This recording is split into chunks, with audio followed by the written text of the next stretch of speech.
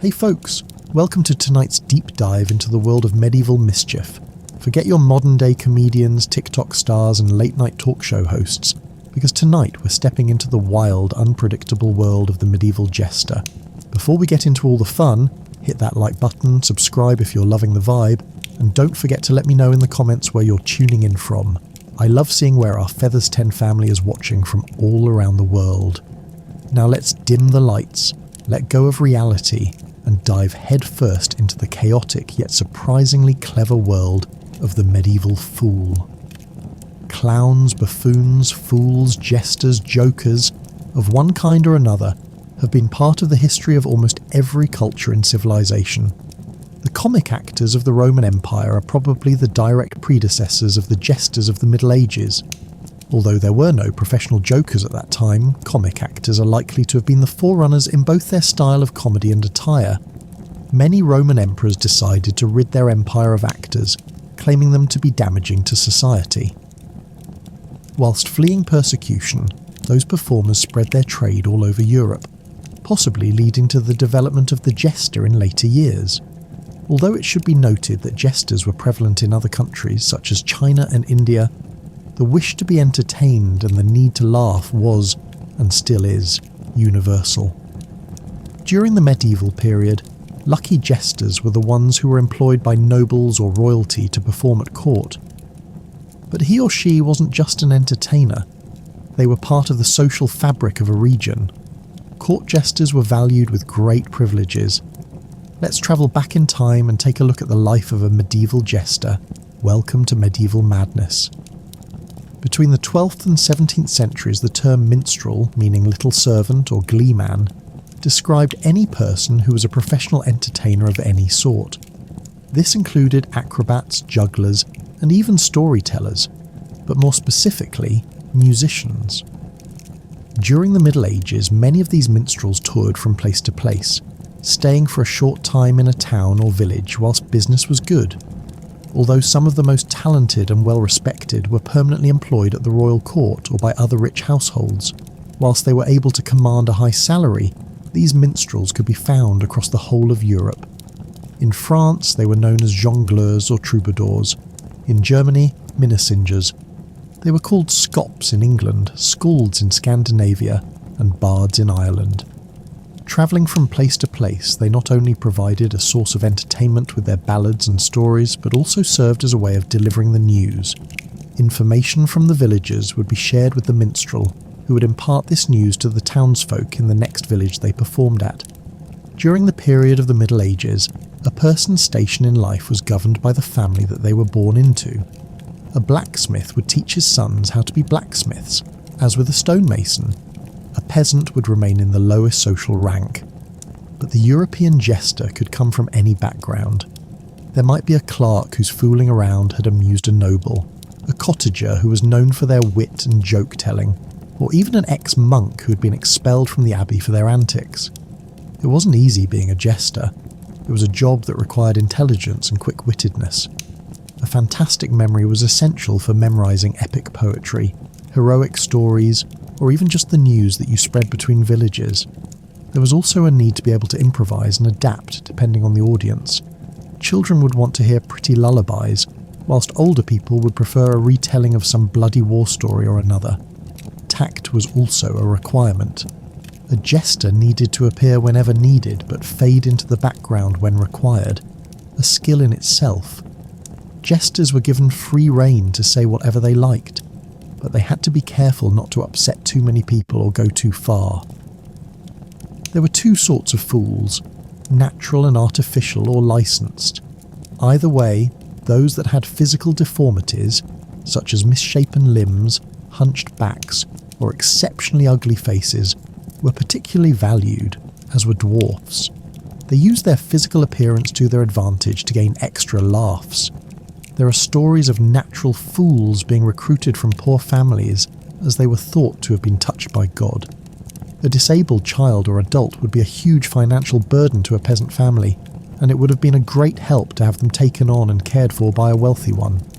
The fool would be unpaid but provided with clothes, bed and board.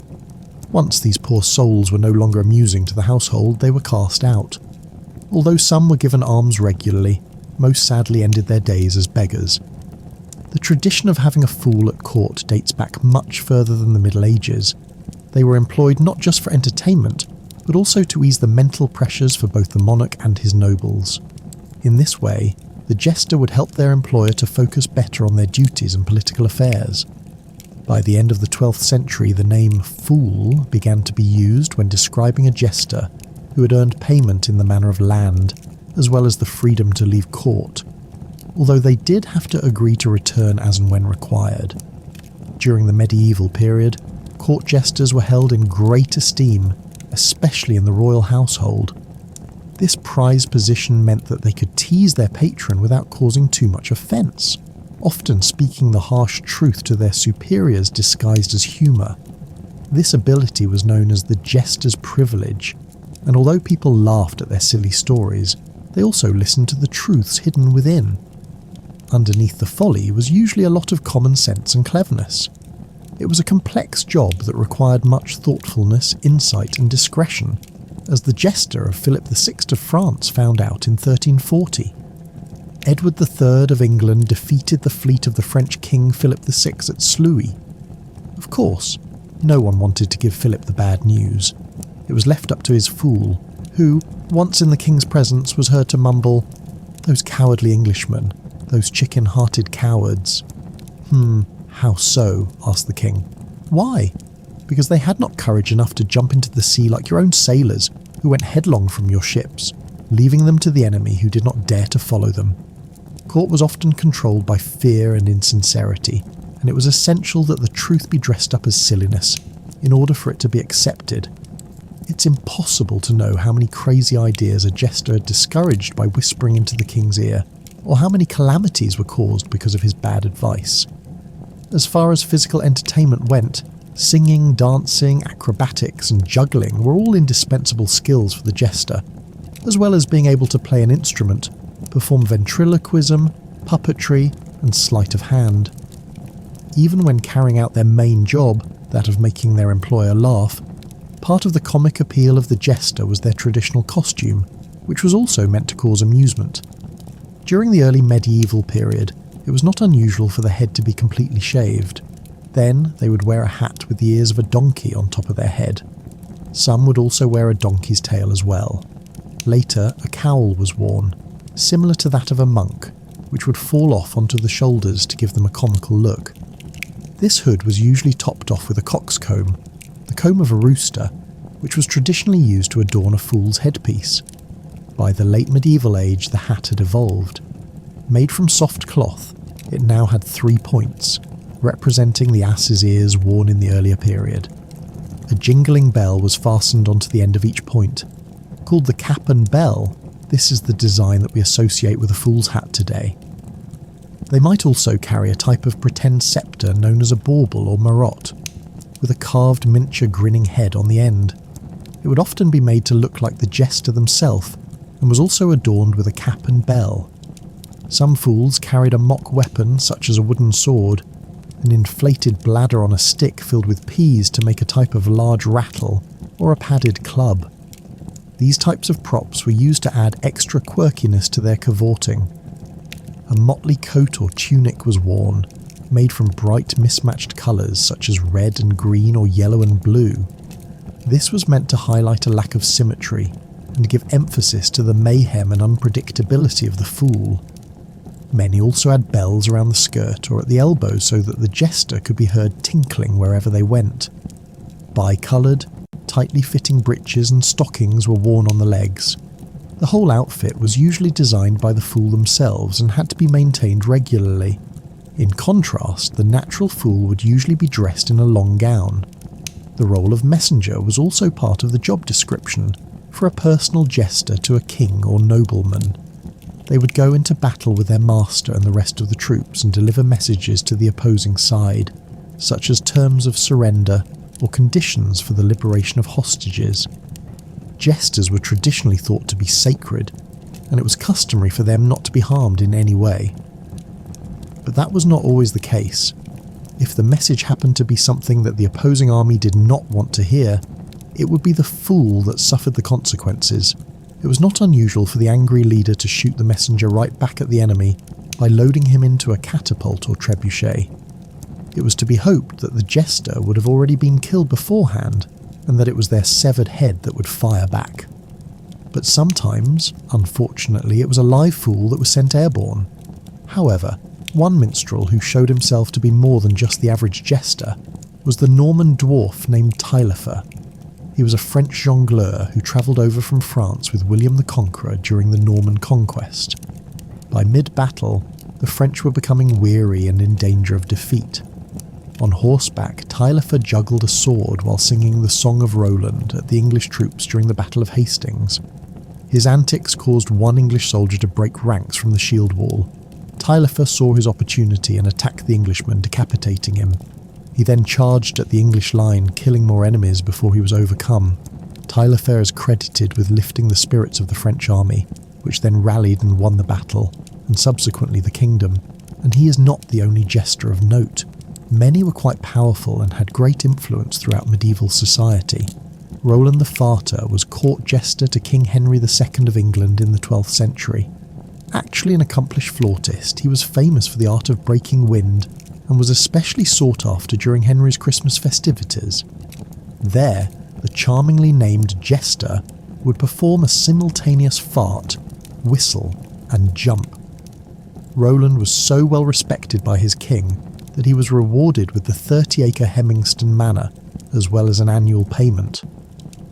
At the court of Edward I, known as Longshanks, Tom the Fool was awarded the huge sum of 50 shillings because he performed so well at the wedding of Princess Elizabeth. Many others were also able to take advantage of their position and turn their good fortune into wealth, helping to obtain profitable deals and jobs for friends and family. Another jester who was determined to make the most of his skills was Rahere. Using his wit, he became invaluable to the nobility and was referred to as a minstrel. He was particularly good at making fun of people and spreading outrageous gossip behind their backs, amusing everyone who was listening. Not only did he perform clerical work, but he also became jester to King Henry I in the early 1100s. Rahere would at times adopt the behaviour of an idiot, which greatly entertained the servants and children. He is reported to have fallen ill on a pilgrimage to Rome, where he had a vision of St. Bartholomew. On his return to London, he founded the hospital of the same name to create a sanctuary for those less fortunate. In China, Shen Jiangoa, also known as gradually stretching taller, was employed as a jester during the 10th century in the state of southern Tang. He was so influential that he was able to make the emperor Li Bian reduce taxes. In the midst of a drought, he made a joke that even the rain was afraid of being taxed and would not come into the land. Li Bian was so amused that he cut taxes immediately. Legend has it that that very night Shen is also believed to have saved the emperor's life. Li Bian invited his enemies, Al Ben, to a banquet, then sneaked poison into a goblet of wine before he offered it to Li Bian for a toast. Shen quickly grabbed the cup and, sacrificing himself for his emperor, drank the poisoned wine himself. Despite being given an antidote, sadly, Shen died from a burst brain. Whereas, in Saxony, Germany, rather than being looked at as a clown, Clousner was regarded as being a wise man during the late 15th century. Much was written about him, and he was known for his moral stories and parables. He's even thought to have been able to predict the future. During the Middle Ages, women were considered the property of their fathers or husbands, and had very few privileges. But some were lucky enough to become successful as jesters. For them it meant they had the freedom to insult men of power without consequence. The job was one of the few that was completely open to women who could enjoy the same benefits as men without any stigma. Many female jesters accompanied the queens and ladies of court, such as Archerwood de Poix, who was fool to Jeanne, the Queen of Charles I of France, in 1373. We know that Jeanne paid the large amount of 170 gold francs for a dress for Archerwood, who was obviously well cared for. Another female jester was Madame d'Or, who entertained everybody at the Festival of the Golden Fleece in 1429 in Bruges de Belgium. Margaret, the granddaughter of Charles the Bold, Duke of Burgundy, also had a female fool who was allowed to sit in a chariot with the ladies in waiting when travelling with her mistress.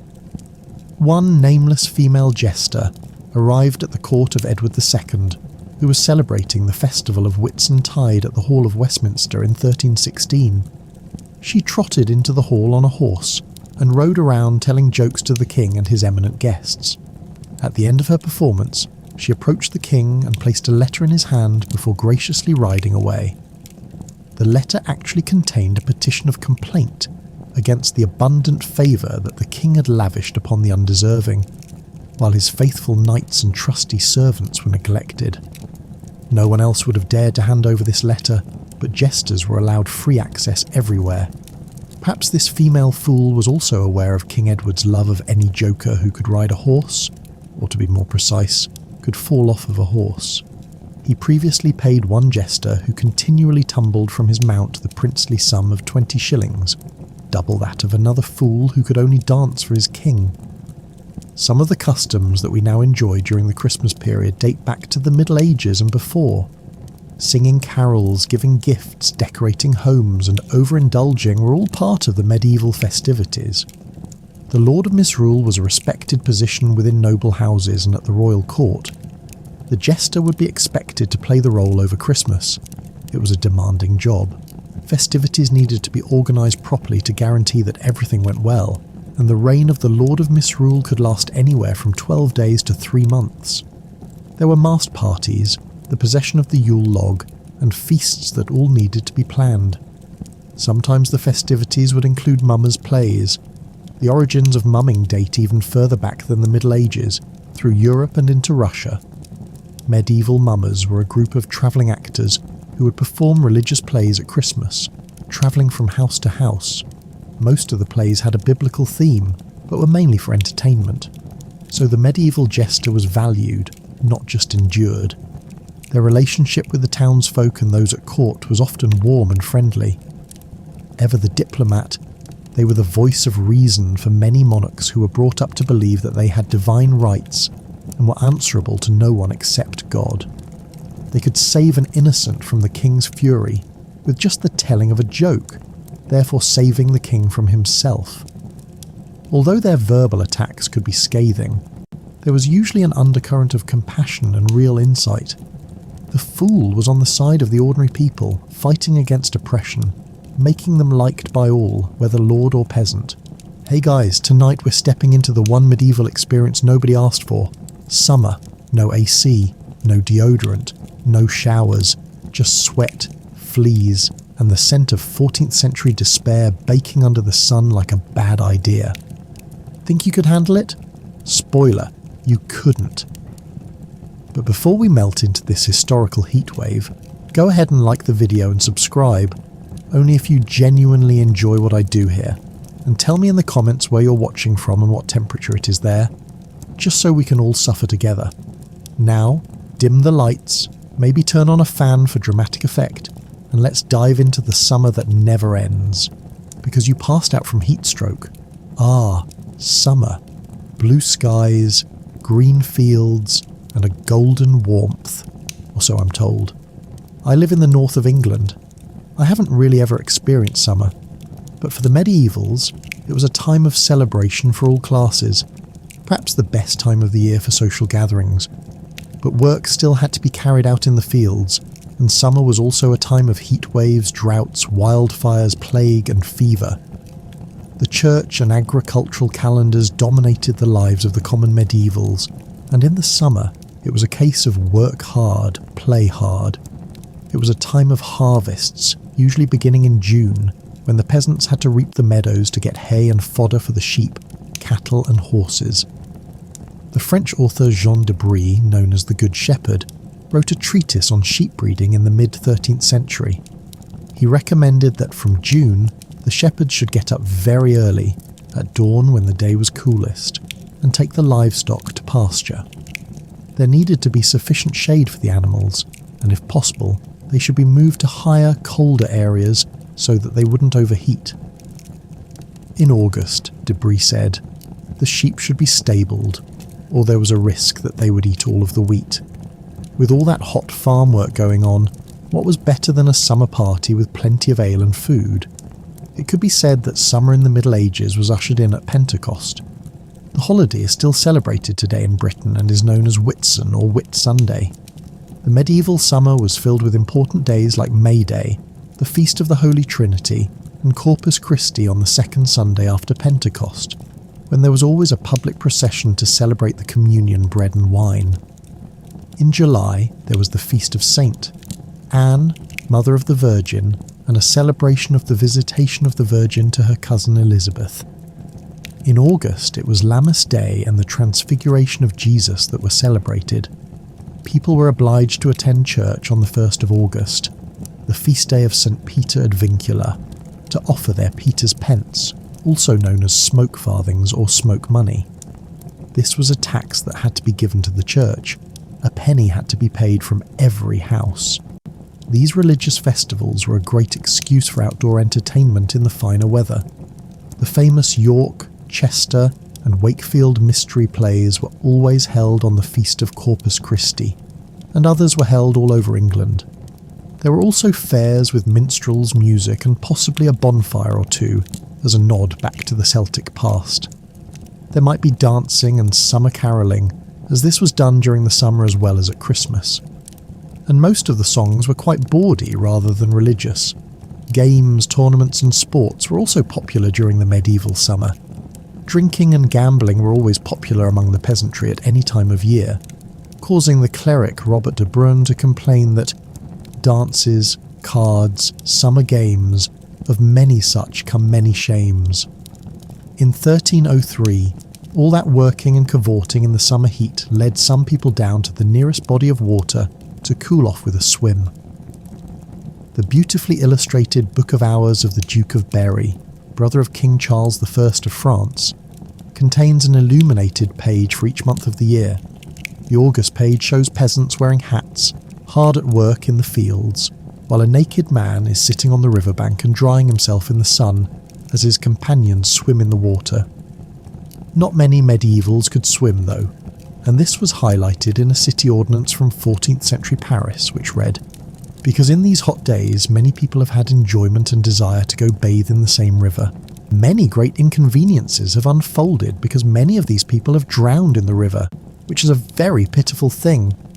To reform the foolish minds of young people and other people who go bathe in the river, we forbid that anyone bathes naked in the river, otherwise they'll be put in jail." I can only hope that someone's warned the Olympic swimmers about this, the girls of summer. Without any protection, the common people of Northern Europe would find themselves suffering from the problems of sunburn, just as they do today.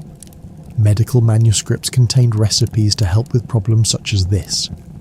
In the 10th century Anglo-Saxon compilation known as Bald's Leech Book, they recommended, quote, "boiling in butter tender ivy twigs and smearing therewith." The dominant beauty standard of the time was for fair skin. This was seen as a sign of wealth and status, and an indication of a woman's financial standing. Tanned skin was associated with the peasants who toiled outside in the fields all day. Medieval physicians recommended that women should protect their skin with wide-brimmed hats and parasols, or avoid going out in the sun altogether. The Trotula, a 12th century text on women's medicine, recommends using boiled deer tallow for roughness of the face caused by the sun. The treatise also discusses the benefits of a very useful unguent that is good for sunburn for both the treatment and prevention. The ointment was to be applied at night and left on during the day to preserve the ladies from sunburn, sort of like an early version of the sunscreens that we use today. Sadly though, the ointment consisted of 1 ounce of lily root, 2 ounces of white lead, mastic and frankincense, camphor, animal grease, and rosewater. The ointment was used by the women of Salerno, Italy, to also, quote, "raise the skin and colour it beautifully." We are now aware of lead poisoning and can only imagine the horrific symptoms that many of these poor women suffered when ingesting lead into their bodies. Symptoms like headache, constipation, infertility, and in some extreme cases seizures, coma, and even death. Summer breeze doesn't make me feel fine. As far as physicians were concerned, July and August were just about the most dangerous time of year for us humans, believing that the summer air was corrupted and infected and carried the miasma thought to bring deadly diseases. medieval medicine followed the belief of the four humours: blood, phlegm, yellow bile, and black bile, introduced by Hippocrates. These four substances were organised around the four elements, the four attributes of cold, hot, moist and dry, and the four seasons. It was the yellow bile that was the problem in summer. According to Bartholomew Anglicus, the sun was at its highest point and shone directly on the top of a person's head. This caused an excess of yellow bile, the dry, hot humour associated with being short-tempered and easily angered. In summer, Bartholomew added, the body would heat up, and then perspiration would cause it to dry and become weak. This could cause people to be affected by plagues, fevers, and other hot and dry diseases. The first confirmed outbreak of the mysterious sweating sickness was in 1485. It's possible that there may have been an outbreak as early as June, although records of the patient's symptoms aren't complete enough to be sure. According to the Croyland Chronicle, Thomas Stanley, the first Earl of Derby, gave sweating sickness as the reason why he didn't join Richard III's army at the Battle of Bosworth. It's not sure whether this is true, as there is speculation that Henry Tudor's army brought the sickness over from France with his French mercenaries. Nevertheless, by the summer of 1485 the disease was in England, and when the new plague hit down to the beginning of Henry VII's reign, it caused anger, mass paranoia, and superstition. The epidemic hit right at the end of the Wars of the Roses, which saw the death of the Yorkist King Richard and the crowning of Henry Tudor. The people wanted something, or someone, to blame for the new disease, and some believed that God had sent the sickness to punish Henry's supporters.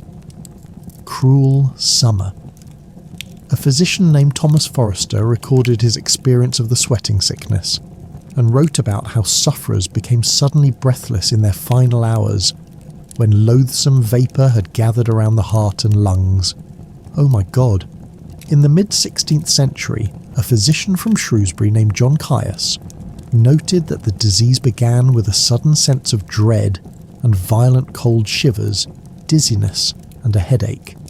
Then came pains in the neck, shoulders and limbs, followed by chronic fatigue. Any time after 1 to 3 hours the sweating began, with delirium, palpitations, heart pain and extreme thirst. In the end, there was an irresistible need to sleep, and Caius believed that if the patient gave in to this urge, then death was inevitable. There was no immunity, and some people might contract the disease several times before dying. Most either recovered or died within 24 hours, and the disease occurred in the summer and early autumn. The epidemic hit London on the 28th of August, and by late October 1485, sweating sickness had killed thousands of people, including 3 sheriffs, 6 aldermen, and 2 Lord Mayors. The cause remains unknown, although sewage, bad sanitation, and contaminated water have all been blamed for the illness. At some point, a couple of known diseases have been proposed as reasons for the outbreaks, including relapsing fever, spread by ticks and lice, and hantavirus, which is carried by bats and rodents. Relapsing fever usually only occurs during the summer months, but symptoms include a rash and a scab at the site of the tick bite. Hantavirus is also seasonal, and, unlike most diseases that strike down children and the elderly first, usually affects middle-aged adults, something it has in common with the sweating sickness of the Middle Ages, hot like the summer. In 1077, the Wester manuscript noted that, quote, "It was the dry summer, and wildfires came on many shires and burned down many villages, and also many towns burned down, just as they are today." Forest fires were an ongoing problem during the medieval summer. Houses tended to be made with wooden beams, often with thatched roofs, and had rushes or straw on the floor, making them a real fire risk. The Chronicle of John Wailster also reported that fire in the air, commonly called wildfire, burnt many townships and cornfields in Derbyshire and several other regions in 1048. To make matters worse, houses were closely packed together along the narrow, windy streets of medieval towns and cities. Shops were usually made from flammable materials as well, and then there were stables and wooden bridges. Parisians were ordered to keep a pot next to their door in case of fire during the hot months. Most people have heard of the Great Fire of London of 1666, but there was another devastating fire in the city long before that, in 1212. In John Stow's summary of the English Chronicles, he claimed that around 3,000 lives were lost. The fire began in early July, just south of the River Thames. It destroyed a church and Bury High Street before reaching London Bridge. There, high winds spread burning embers across the bridge, and the blaze quickly spread to the other side of the river. Many people were trapped on London Bridge between two walls of flame, as the wooden shops and homes on the bridge caught alight. Those who did not die in the fire jumped into the river and drowned. Only the bridge, which was made from stone, survived. Medieval summers were very much like our own. People tried to cool off by swimming, finding shade and using sunscreen to protect themselves. Work still went on, but the medievals were able to enjoy more outdoor activities in the fairer weather. For them, though, summer was a particularly dangerous time because of disease and wildfires. A threat we're also all too aware of ourselves today because of the climate emergency. We often think of medieval princesses in terms of fairy tales as beautiful young ladies waiting around in their tall, pointy hats for some knight to come along and rescue them from a tower. But the reality was far less romantic. Let's travel back in time now to the Middle Ages and meet some of these noble ladies and take a little look at how they navigated such an overwhelmingly male world. The life of a princess was not nearly as glamorous as the Hollywood movies would have us believe. They were not even referred to as princesses until the early modern age. Before that, they were daughters of the king, or just plain old ladies. Yes, they would have lived a privileged life, wearing rich silks and velvets. They would have also eaten the best food and drank the most expensive wines, probably from silver plates and goblets.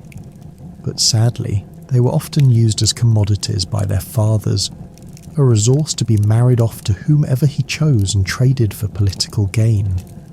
But, as we shall see, some of these medieval princesses were women who could hold their own, and prove that they were not just pawns to be used by the men in their lives, the asset.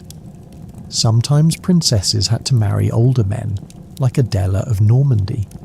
She was the youngest daughter of William the Conqueror, and although she would never inherit any titles from her father, her bloodline alone made her a valuable asset. The high-spirited and educated girl was married to Stephen II, Count of Blois, when she was just 15. Stephen was 35, but the marriage linked together two of the most powerful families in northern France. Adela and Stephen had between 6 and 8 children, and their marriage was said to be one of mutual respect rather than affection. Princess Joan, who was born in 1210, was the third child of King John of England and Isabella. She was passed about from pillar to post. First, she was wanted as a wife of Philip II of France for his son, but her father promised her to Hugh X of Lusignan as recompense because his father, Hugh IX, had been jilted by her mother Isabella, who married King John instead. Joan was gifted a county and the Isle of Olorn as a dowry, so she was sent to France to be brought up in court there until the wedding. But Hugh wanted the lands before the marriage, and when he didn't get his way, he wasn't quite as keen. When King John died in 1216, Joan's mother Isabella decided that she would marry Hugh herself, as it was agreed that Joan should marry Alexander II of Scotland instead. So Joan was sent home to be married at York Minster, making her Queen Consort of Scotland. Alexander was 23, Joan was 11. They didn't have any children, which was a problem, and Alexander probably wanted an annulment but was afraid of provoking a war with England. It's likely the couple became estranged.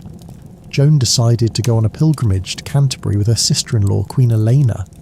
Sadly, Joan died in the arms of her brother, King Henry III, at the age of just 27, the fighter. However, some princesses were much more than just finely dressed ornaments. King Edward I, known as Longshanks, married Eleanor of Castile in 1254 when they were both teenagers. Edward has been described as a great and terrible king, and as far as medieval kingship went, he was very successful, pious and military-minded. but he was also very brutal in his treatment of the Scots and the Jews. A great king, but not a very nice man. Nevertheless, he did have a close and tender relationship with his wife and daughters. Eleanor had about 16 pregnancies, although most of the children didn't reach adulthood. Only 6 of them survived at the age of 10, 5 girls and 1 son. The oldest surviving daughter was Eleanora, who was for a long time heir to the throne, as each of her brothers were born and then died in childhood. This meant that Eleanora was educated in statecraft as though she were a prince. For a long time, she was betrothed to King Alfonso III of Aragon, but Edward dragged his feet over the union despite repeated requests from Alfonso. In 1282, Edward insisted that his wife and mother were concerned that Eleanora, who was 13 at that time, was too young for marriage, and that the Aragonese ruler would have to wait another 2 years, despite the fact that Alfonso was only 4 years older than Eleanora. In the 14th century, a court writer noted that a princess needed to know how to use weapons, so that she may be ready to command her men if the need arises. And all of that training from her father paid off when Eleanora was married to Henry III of Bar, a count of northern France, in 1297.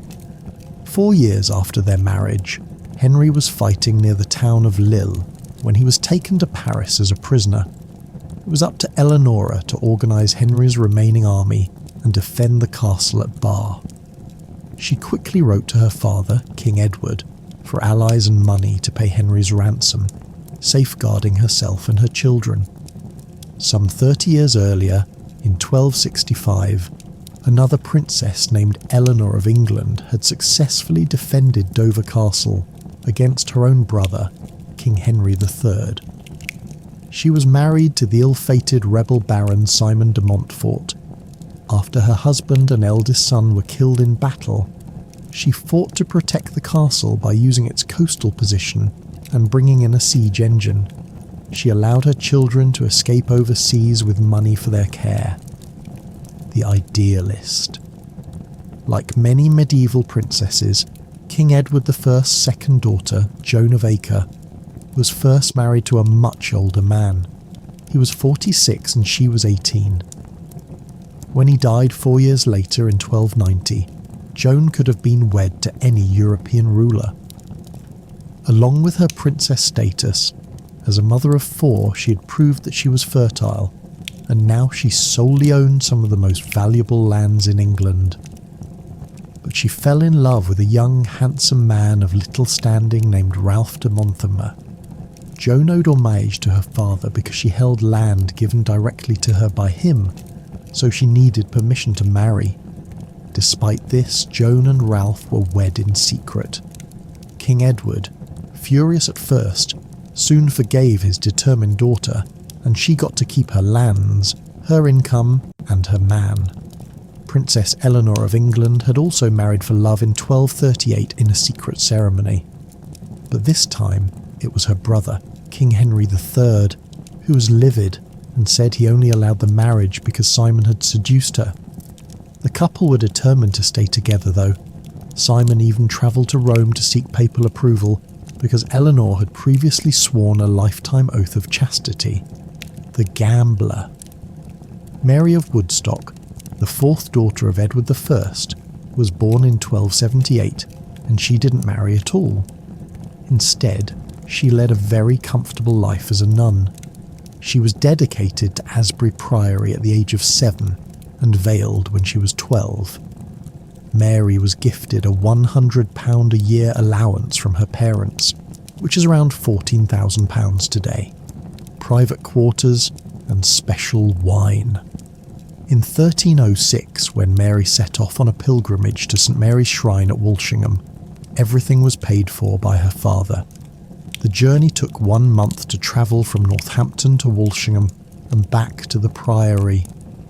Mary and her female companions ate lavishly and were entertained along the way by minstrels.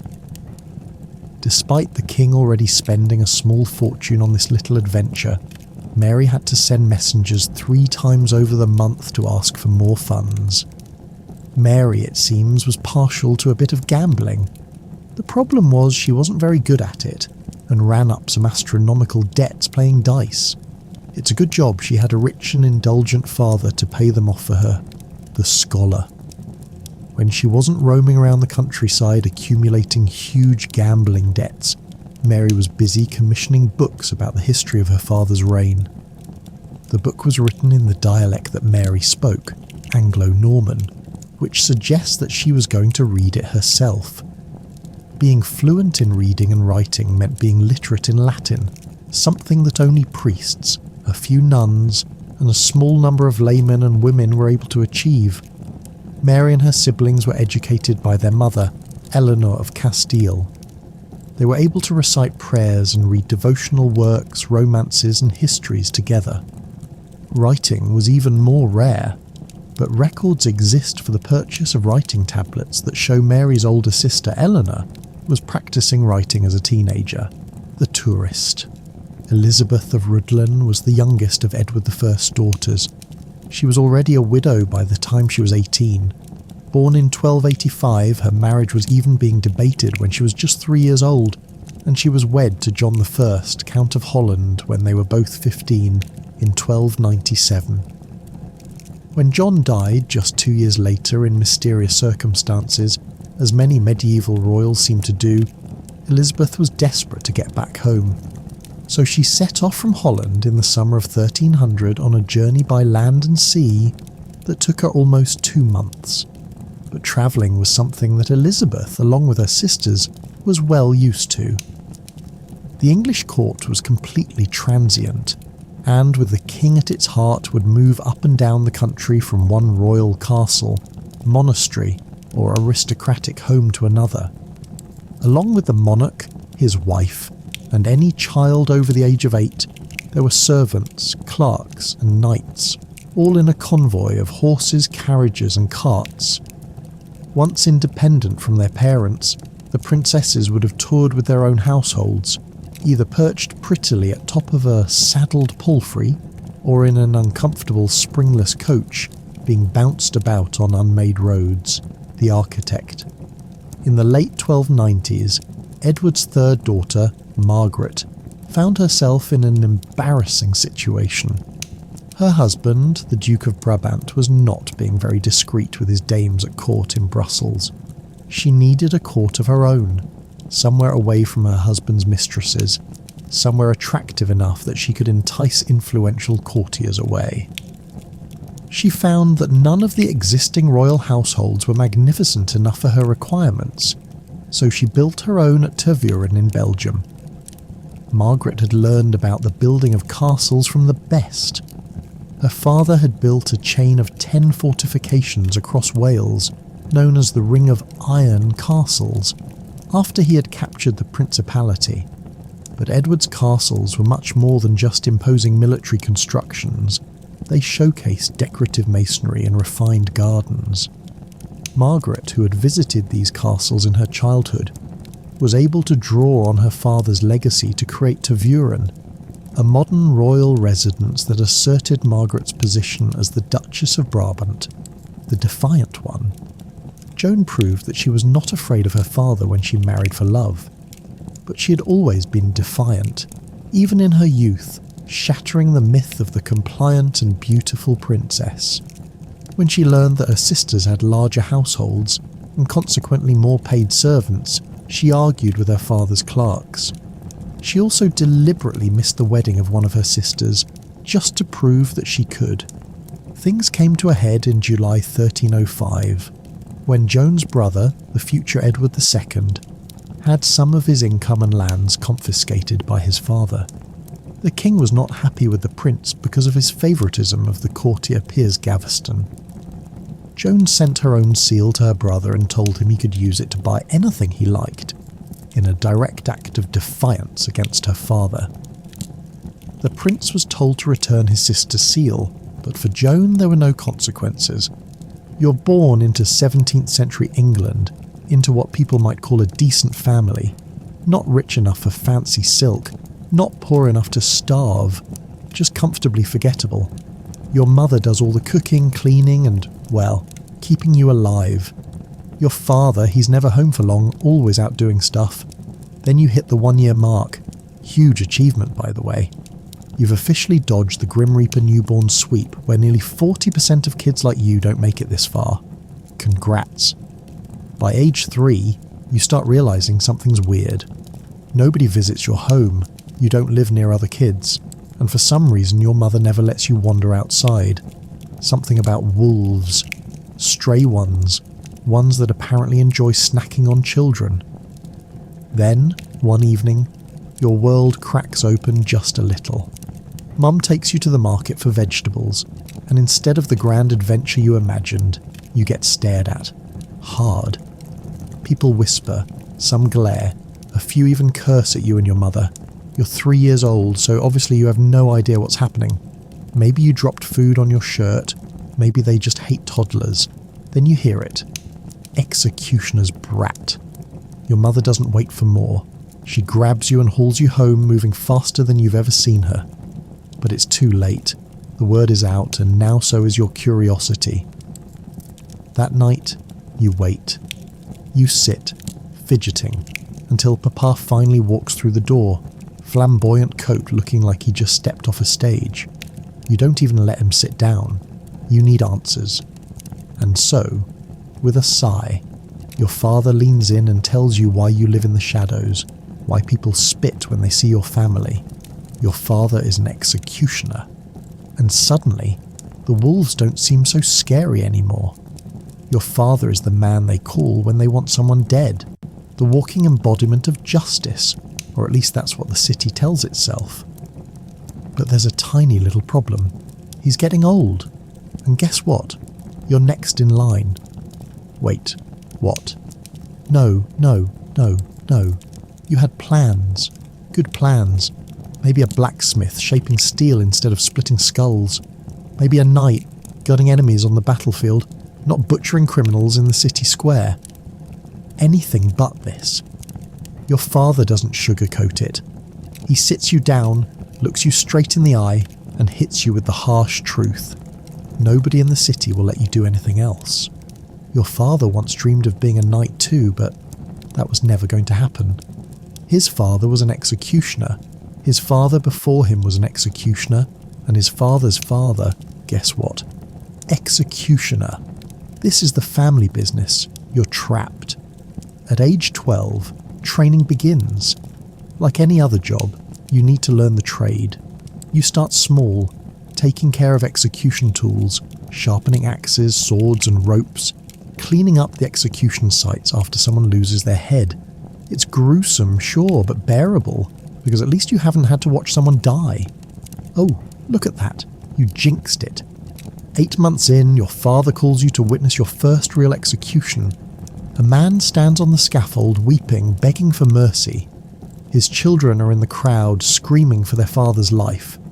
The crowd watches, some solemn, some hungry for blood. Your father stands there not like a man, but like a reaper waiting for the job to be done. And then, the rope. Snap. His neck. It hits you. This isn't just training. This is your life. Bitter, angry, trapped. You clean up the blood, haul the body away while the city glares at your father like he was the one who made the sentencing, like he's the villain.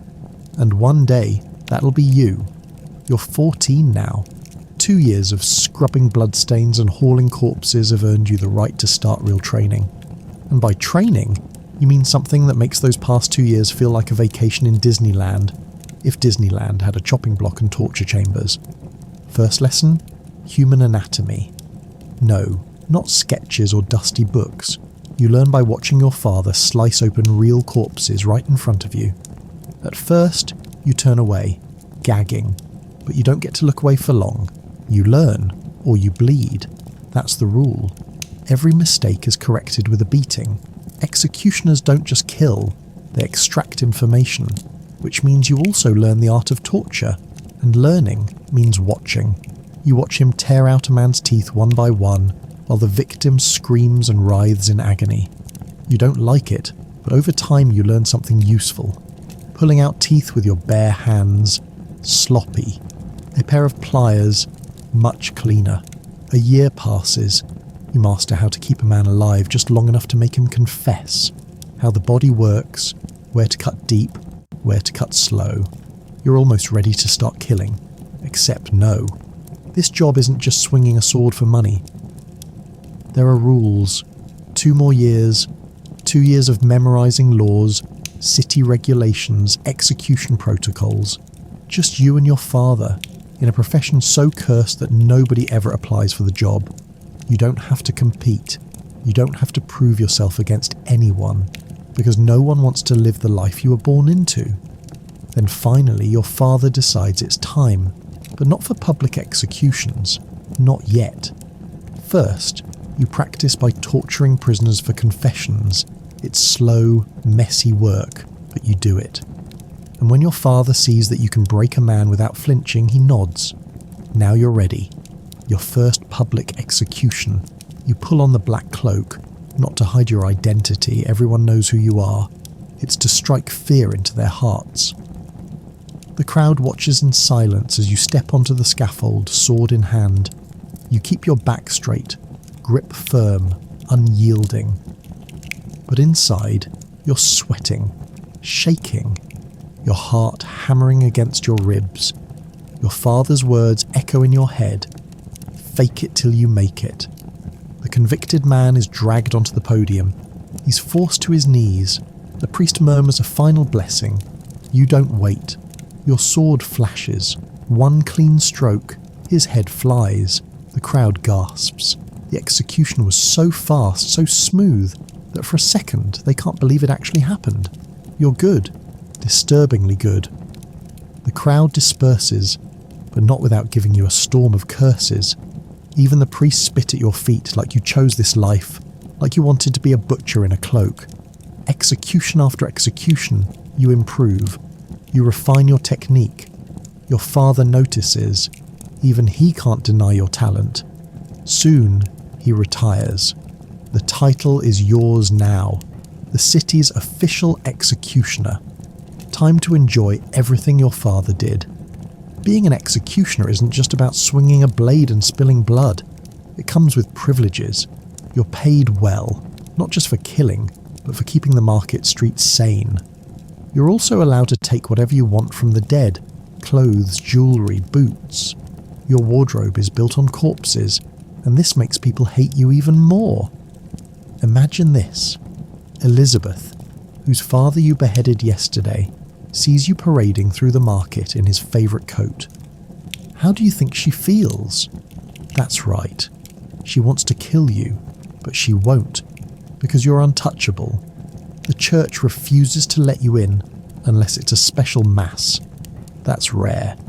They say you're unclean, an unnecessary evil, and yet you're expected to marry. So you leave your father's home, buy a house on the city outskirts, and find someone as hated as you, a whore. She's beautiful. She understands you. She has no family, no one to judge her for choosing the city's butcher. Your wedding is as empty as your childhood dreams. No priests, no guests, just you, your parents, and one aunt, who probably came for the free meal. But at least you're happy. And for an executioner, happiness is a rarity. 1,000 deaths later, the years roll by. You become famous. Your name reaches neighbouring cities. 1,000 executions under your belt, and you are now a legend of death, feared more than any of your ancestors. But this isn't a statistic you take pride in. It haunts you every night. Their faces flood your dreams. Their screams crawl inside your ears and refuse to leave. The weight of their deaths crushes your chest. But life has one mercy left to give you. Your wife gives birth to a son and a daughter. For the first time you know true joy. You love them fiercely, protecting them, giving them a good life. That's all that matters now. But something is wrong. You feel it in your bones, your muscles. The stance that once made you a pillar of fear is now hard to hold. Your hands shake.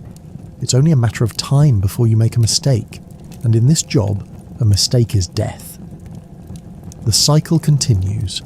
There's only one choice left. You hate it, but you know what must be done. You take your son aside and begin to train him. just as your father trained you. You carve the same fate into him as was carved into you. He hates it just like you did, but this is the only way. If he is to survive, he must be better than you. Because in this life, you don't live by mercy, you live by the blade. One afternoon in May 1573, a 19-year-old man named Franz Schmidt stood in the backyard of his father's house in the German state of Bavaria, preparing to behead a stray dog with a sword. He'd recently graduated from decapitating inanimate pumpkins to practicing on live animals. If he passed this final stage, Schmidt would be considered ready to start his job as an executioner of people. We know the details of this morbid scene because Schmidt meticulously chronicled his life as an executioner, writing a series of diaries that painted a rich picture of this profession during the 16th century. His words provided a rare glimpse of the humanity behind the violence, revealing a man who took his work seriously and often felt empathy for his victims. But what's more, Schmidt wasn't necessarily all that unusual. Historical anecdotes reveal that the prevailing stereotype of the hooded, blood-spattered, brutish executioner falls far short of the truth. So then, what was it like to do this work hundreds of years ago in Europe? And how did executioner become a legitimate job title in the first place? What's common to all countries in Europe at the time is that they're all trying to have better criminal law enforcement, said Joel Harrington, a historian at Vanderbilt University in Tennessee, and the author of The Faithful Executioner, Life and Death, Honour and Shame in the Turbulent 16th Century. Picador, 2013, a book about Schmidt's life. The problem was that things were a little like the American Wild West, in that most criminals got away, Harrington told Live Science. So when they did catch them, they really liked to make a good example and have a public spectacle. Hence the need for public executioners to carry out that work.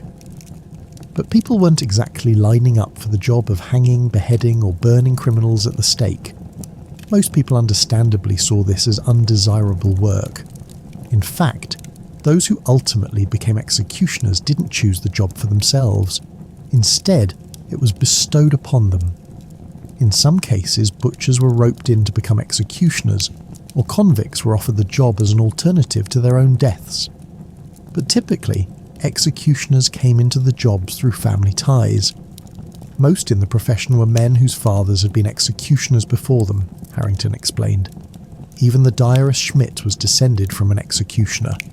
His father had unwillingly received the job when randomly ordained by a prince as a royal executioner. Over time, this passing of the baton from father to son created what Harrington called long-standing execution dynasties that spread across Europe during the Middle Ages. But the existence of those dynasties also reveals the poor image executioners had at the time. People were trapped in this family cycle of employment because in reality, they had few other opportunities to work, according to Harrington. People whose professions revolved around death were people that the rest of society did not want to associate with. So executioners were typically consigned to the fringes of society, and even forced to literally live at the edge of town. People wouldn't have invited executioners into their homes. Many executioners were not allowed to go into churches. Marriage has to be done at the executioner's home, Harrington said. Some schools would not even take the children of executioners. This social isolation meant that executioners were left to consort with others, forced to occupy society's underworld. Undesirables such as prostitutes, lepers, and criminals. That only boosted public suspicion of executioners and their families. Executioners, therefore, were a conundrum, crucial for maintaining law and order, yet shunned because of their unsavoury work. Attitudes toward professional executioners were highly ambiguous. They were considered both necessary and impure at the same time, said Hannele Clemetilla McHale, an adjunct professor of cultural history at the University of Turku in Finland, who has studied representations of executioners. Yet, there were some professional perks to this morbid work. Executioners benefited from something called havage, a kind of tax that gave them the right to take a portion of food and drink from market vendors for free, said Clemetilla McHale. What's more, The authorities usually gave the executioner free lodging and released him from tolls and taxes, she told Live Science. These small allowances were intended to compensate for executioners' social isolation and to compel them to stay in the job, but at odds with their lowly societal position was the professionalism that executioners were expected to show in their work. While the business of execution may seem like it would require little more than brute strength and barbarity, in reality, executioners needed a relatively high degree of expertise to do the job smoothly, said Clemetilla McHale. The office holder was expected to be successful at every execution. If he failed, he was accused not only of incompetence but also of cruelty, she said. In some regions, executioners were limited to 3 strokes for a beheading, and if a grisly scene resulted from one too many swings of the axe or sword, there could be serious consequences. Sometimes, an unsuccessful executioner was attacked by the furious spectators, and if he survived, the authorities punished him by withholding his fee or with imprisonment or dismissal, Clemetilla McHale explained. There was clearly a powerful incentive to execute as cleanly as possible, and that meant having a relatively good understanding of the human body. Contrary to popular opinion, executioners weren't uneducated. In fact, those in the profession had uncommonly high literacy rates for members of their social class, along with fundamental knowledge of human anatomy, Harrington said. This led to a surprising irony of the job. Some executioners could double up as doctors. This created an interesting societal paradox.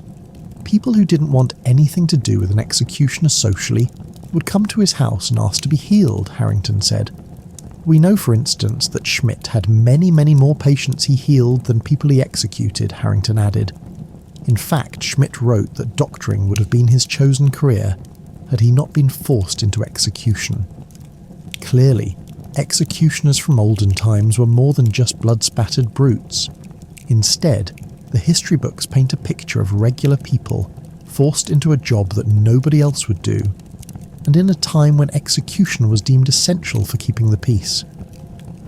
Forget that image of the hood and them being anonymous and sadistic, Harrington said. They would have seen themselves as law enforcement officials. There's a final twist in the story of Schmidt. Over the course of his career, he had gained an unusual degree of respect due to his notable professionalism, which led to his appointment as the official executioner of the town of Bamberg, Bavaria. That earned Schmidt a generous salary and allowed him to live a very comfortable life with his family in a large home. However, he was still stigmatized because of his work, a fate he did not want to pass on to his children. So as a retired 70-year-old, Schmidt made it his mission to restore his family name. He appealed to Bavaria's authorities to release the Schmidt sons from their father's tormented legacy, and his bold bid was a success. His children were ultimately freed from a life at the executioner's block and given the right to pursue their own careers, as Schmidt had always wished to do. A happy ending to the executioner's tale. You wake up in the dark, not because it's night time, but because there's no light in your barracks. Just the sound of coughing, lots of it. Someone's hacking up something that might have once been a lung. It's minus 30 degrees Celsius outside, and not much warmer inside. Your blanket is thinner than a Soviet excuse for why you're here. A guard kicks the door open and yells something that basically translates to get up or get hit. So you get up. Your clothes, not yours. Just some itchy, lice-ridden uniform 3 other guys probably died in. No socks. Your boots don't match. One leaks. Both are frozen. Your breakfast is a ladle of something grey. It might be food, or it might be punishment. No one's really sure anymore. You're marched outside into the snow with your work group. You're assigned to logging today, which sounds peaceful, until you realise you're doing it with a blunt axe and no gloves. Your fingers stop working after 10 minutes. You stop complaining after 15, because someone did, and now they're not here anymore. Around hour 4, someone collapses. The guards drag him away. No one asks where. Everyone already knows. You try to keep pace. Because if you're too slow, you get less food tomorrow. And if you get less food, you work slower. Then you get less food again. It's a fun little loop called starvation. Very popular in the gulags. You make it to lunch. It's soup again.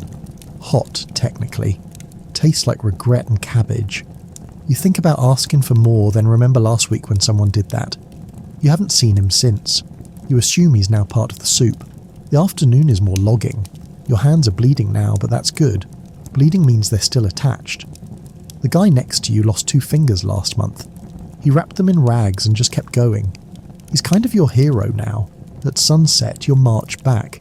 You pass a group digging a trench. You don't ask what for. It's always safer not to know. Dinner is the same as breakfast. So's the coughing. So's the cold. Lights out. Not that you had lights. You lie in the dark, covered in lice and frostbite, and listen to someone weep quietly in the bunk below. It's his birthday. He just turned 22. He looks 50. So? You're sitting on a wooden bench that somehow feels colder than the snow outside.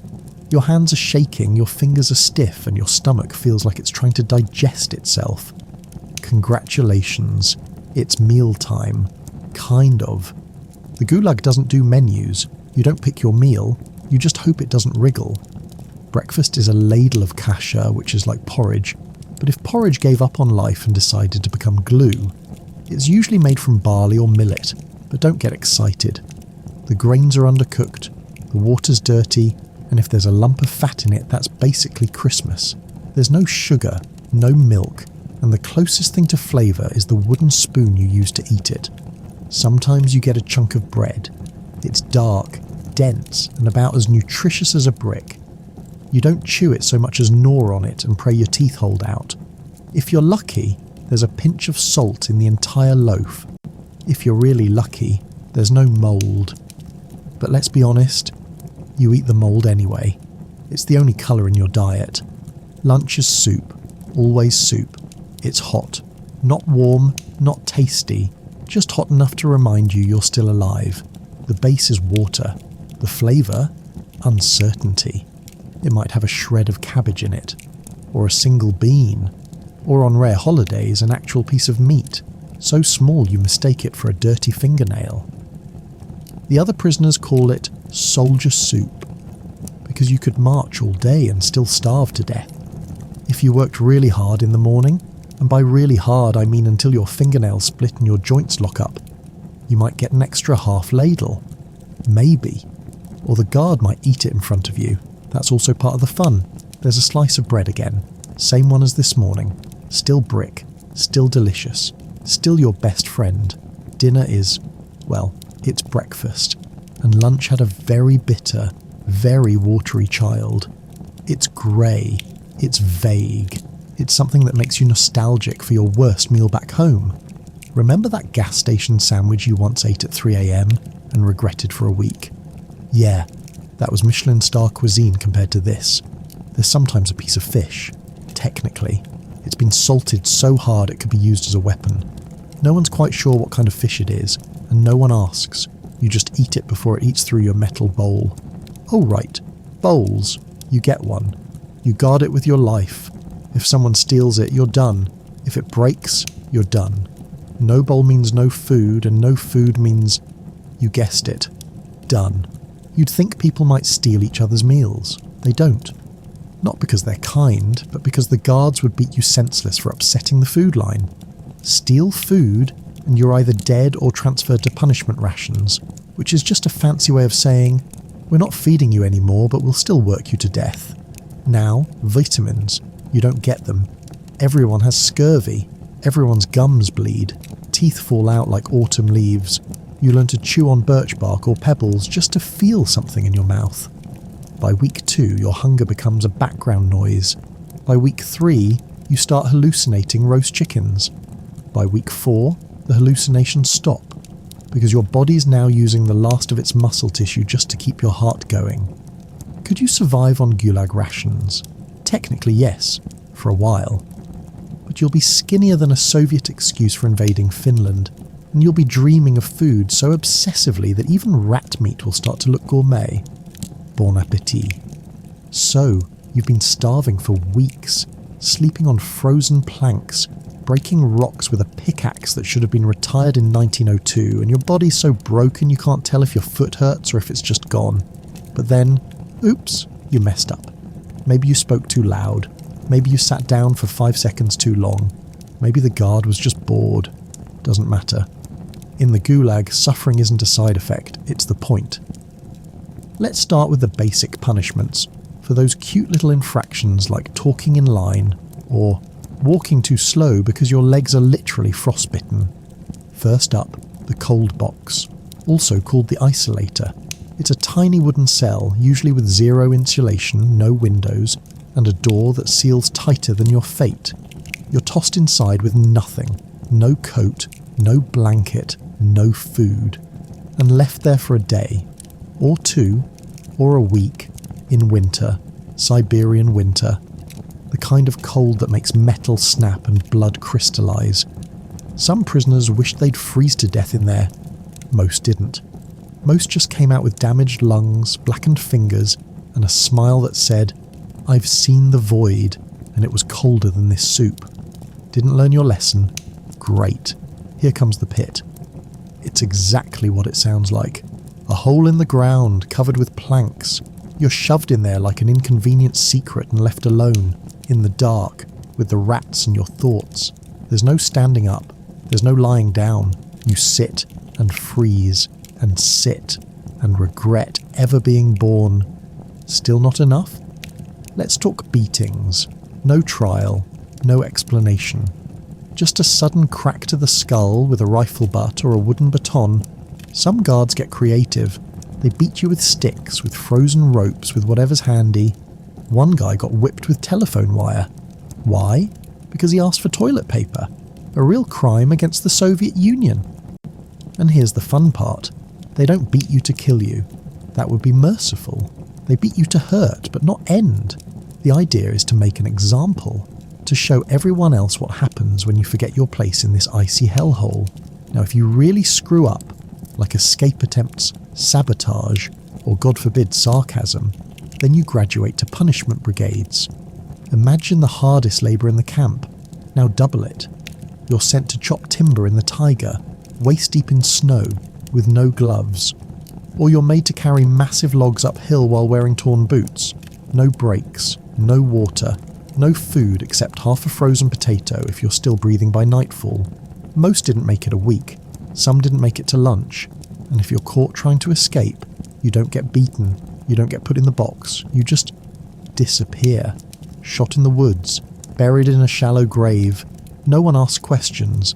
No one ever even says your name again. Because here's the brutal truth. In the Gulag, you're not a person. You're a number, a statistic, a pair of lungs wasting Soviet air, and if you can't pull your weight, or if you so much as breathe wrong, they will replace you. The only thing cheaper than food here is you. Let's say you've made it this far. Your fingers are frostbitten, your ribs are poking through your skin like they're trying to escape, your cough sounds like a dying accordion, and your leg's been broken since Tuesday. But you're still breathing, technically, so you figure, hey, maybe it's time to see a doctor. Oh, sweet child, that's adorable. Welcome to Soviet Gulag healthcare, proudly sponsored by Band-Aids, Hope and Communism. Let's start with the basics. There were no real doctors. Sometimes, if you were lucky, there was a prisoner who used to be a doctor 10 years ago, before his anti-Soviet biology lectures got him locked up. But by the time he's working in the camp hospital, he's blind in one eye and hasn't touched clean tools since Stalin had a moustache worth trusting.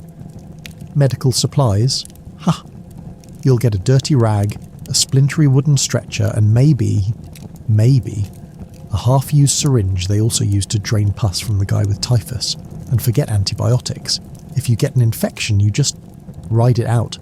Like a feverish cowboy, only the horse is dysentery and it's dragging you through 6 feet of snow. The most common treatment in the Gulag?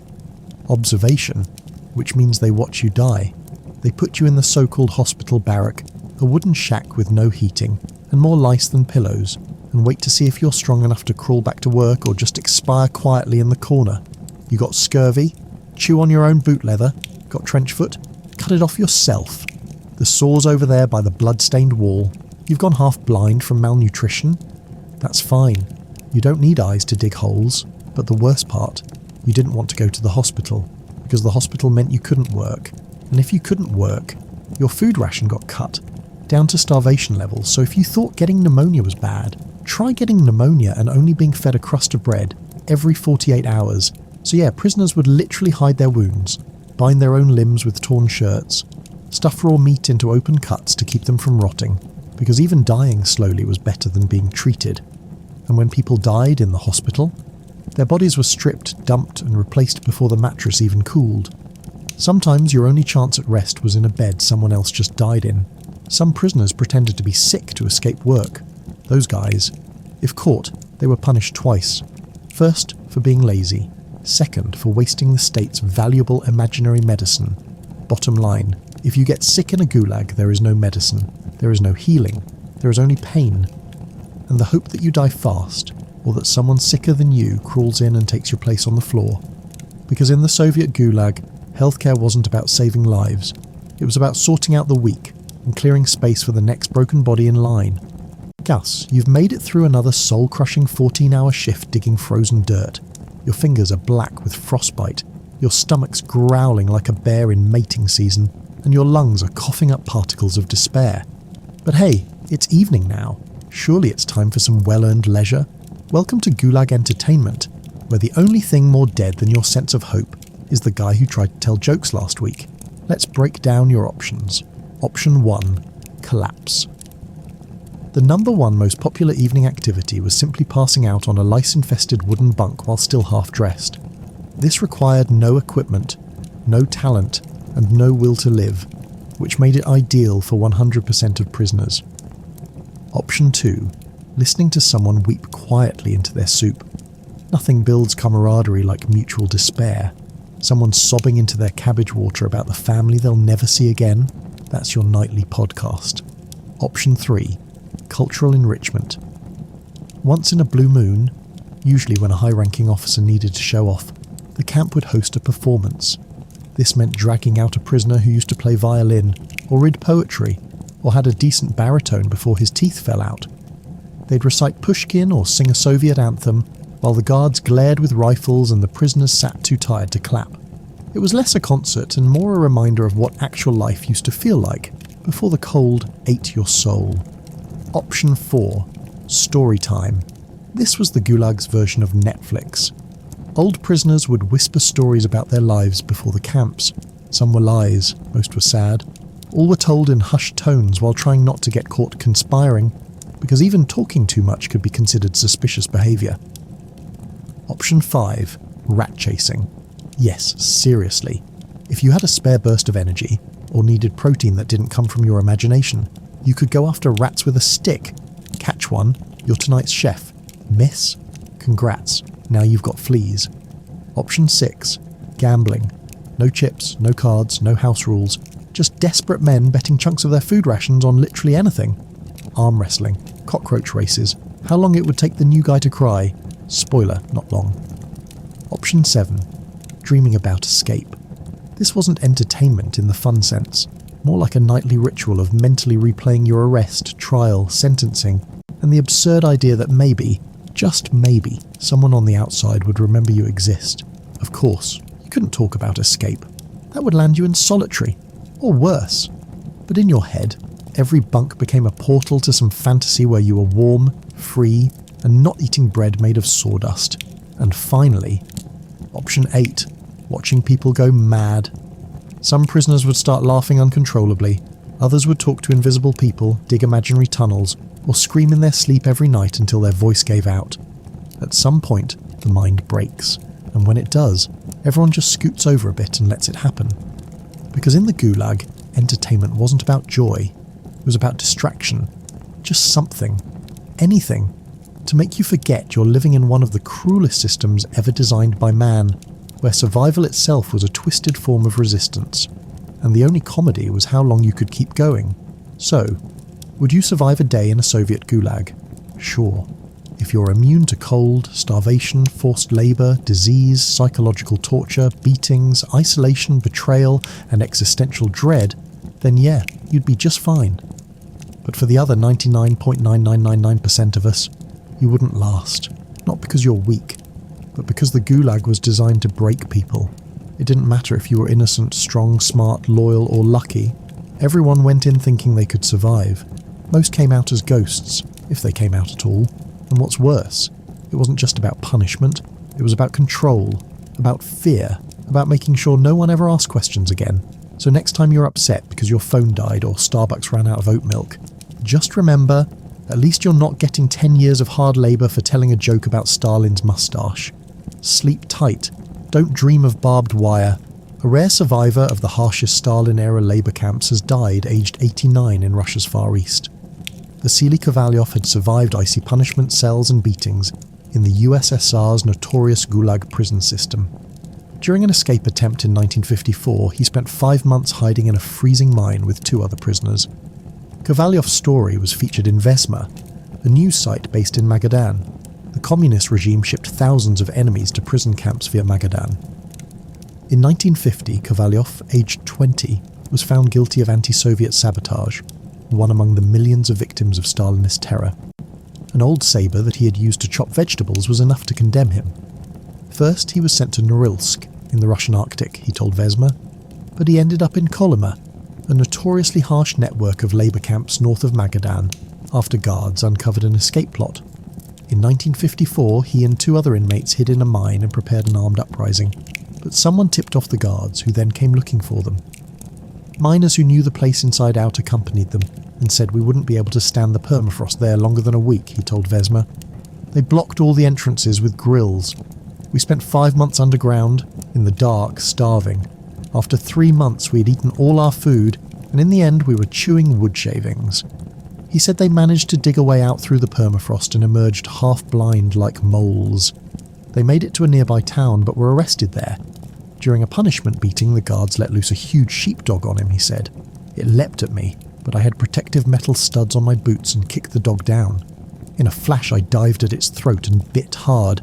I heard a crunch and the dog shuddered, then died.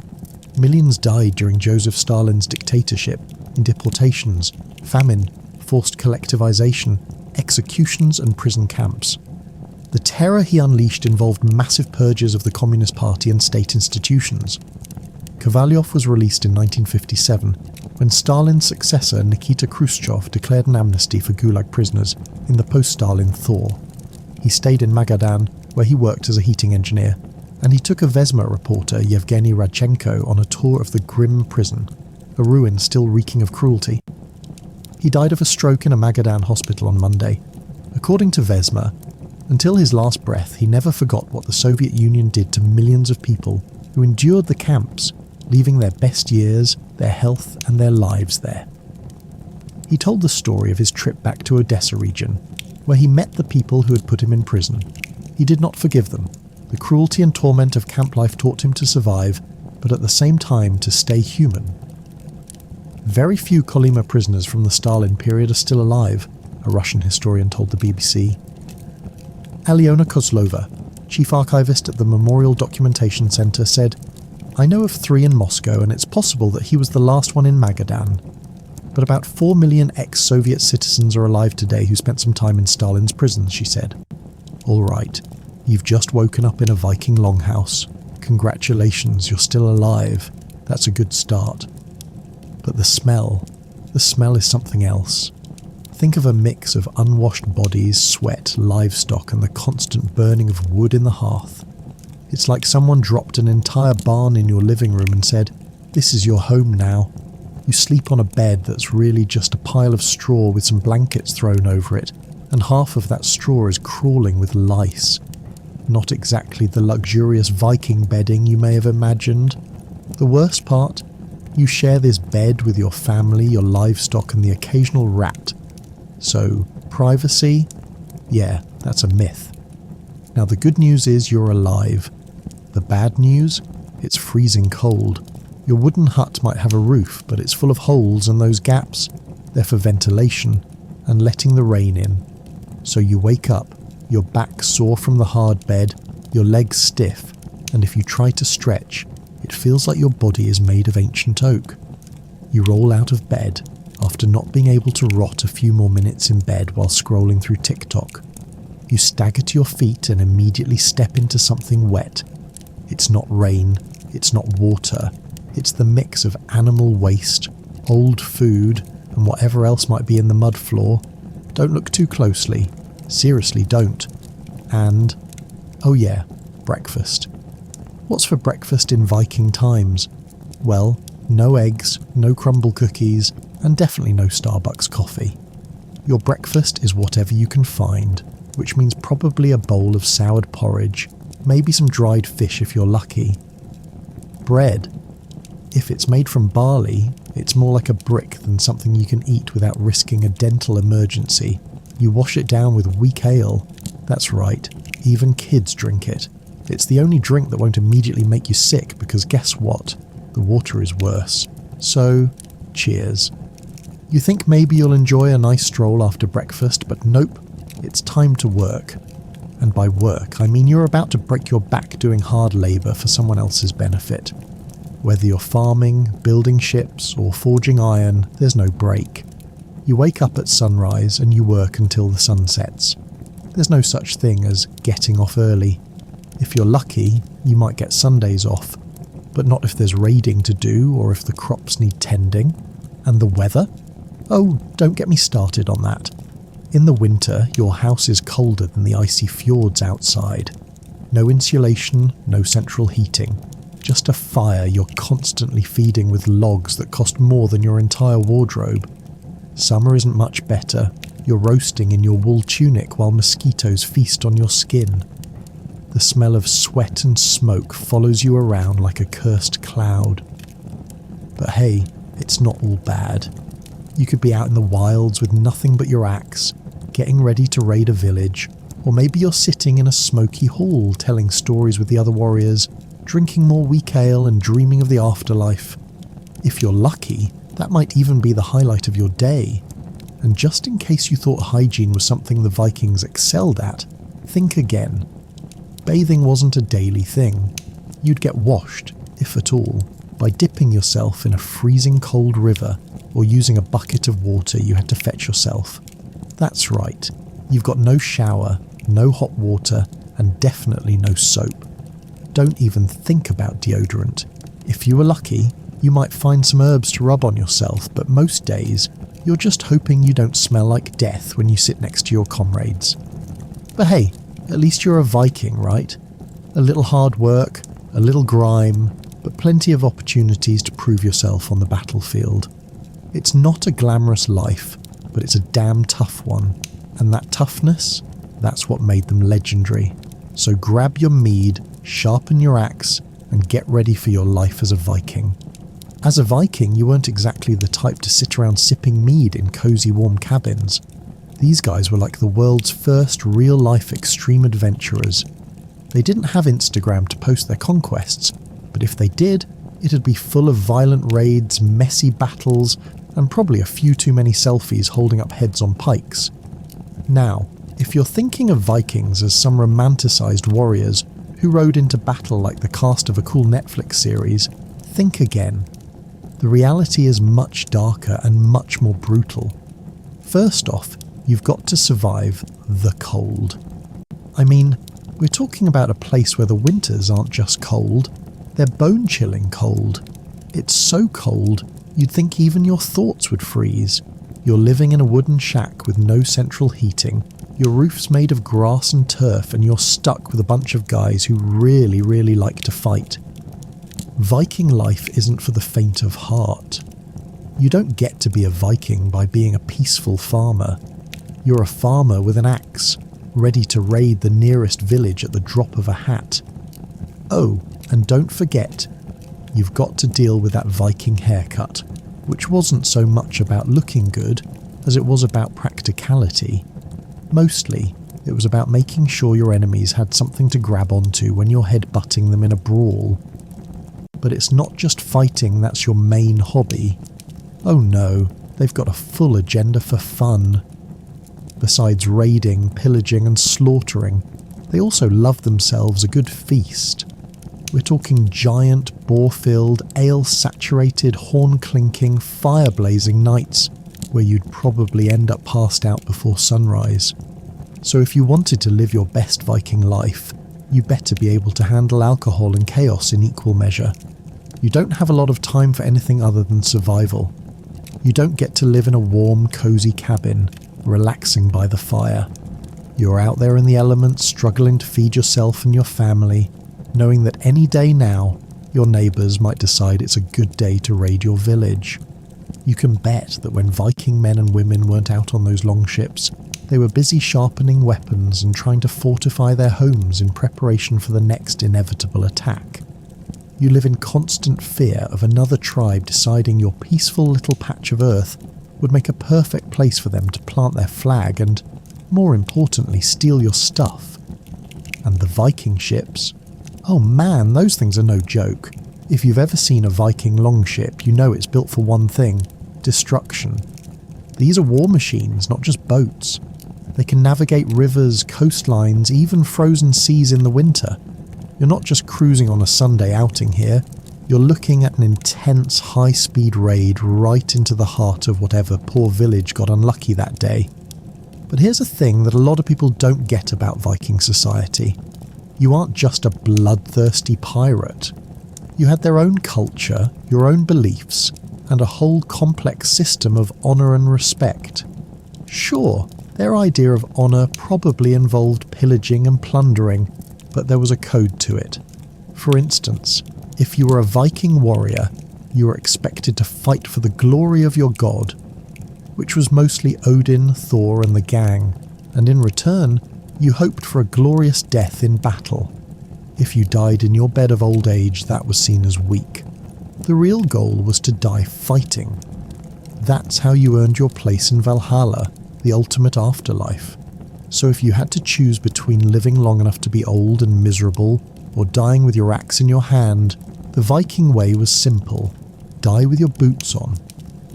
And let's talk about the Viking ships for a second. Longships were the epitome of Viking technology. We're talking fast, lightweight, and capable of being paddled up shallow rivers or across the open ocean.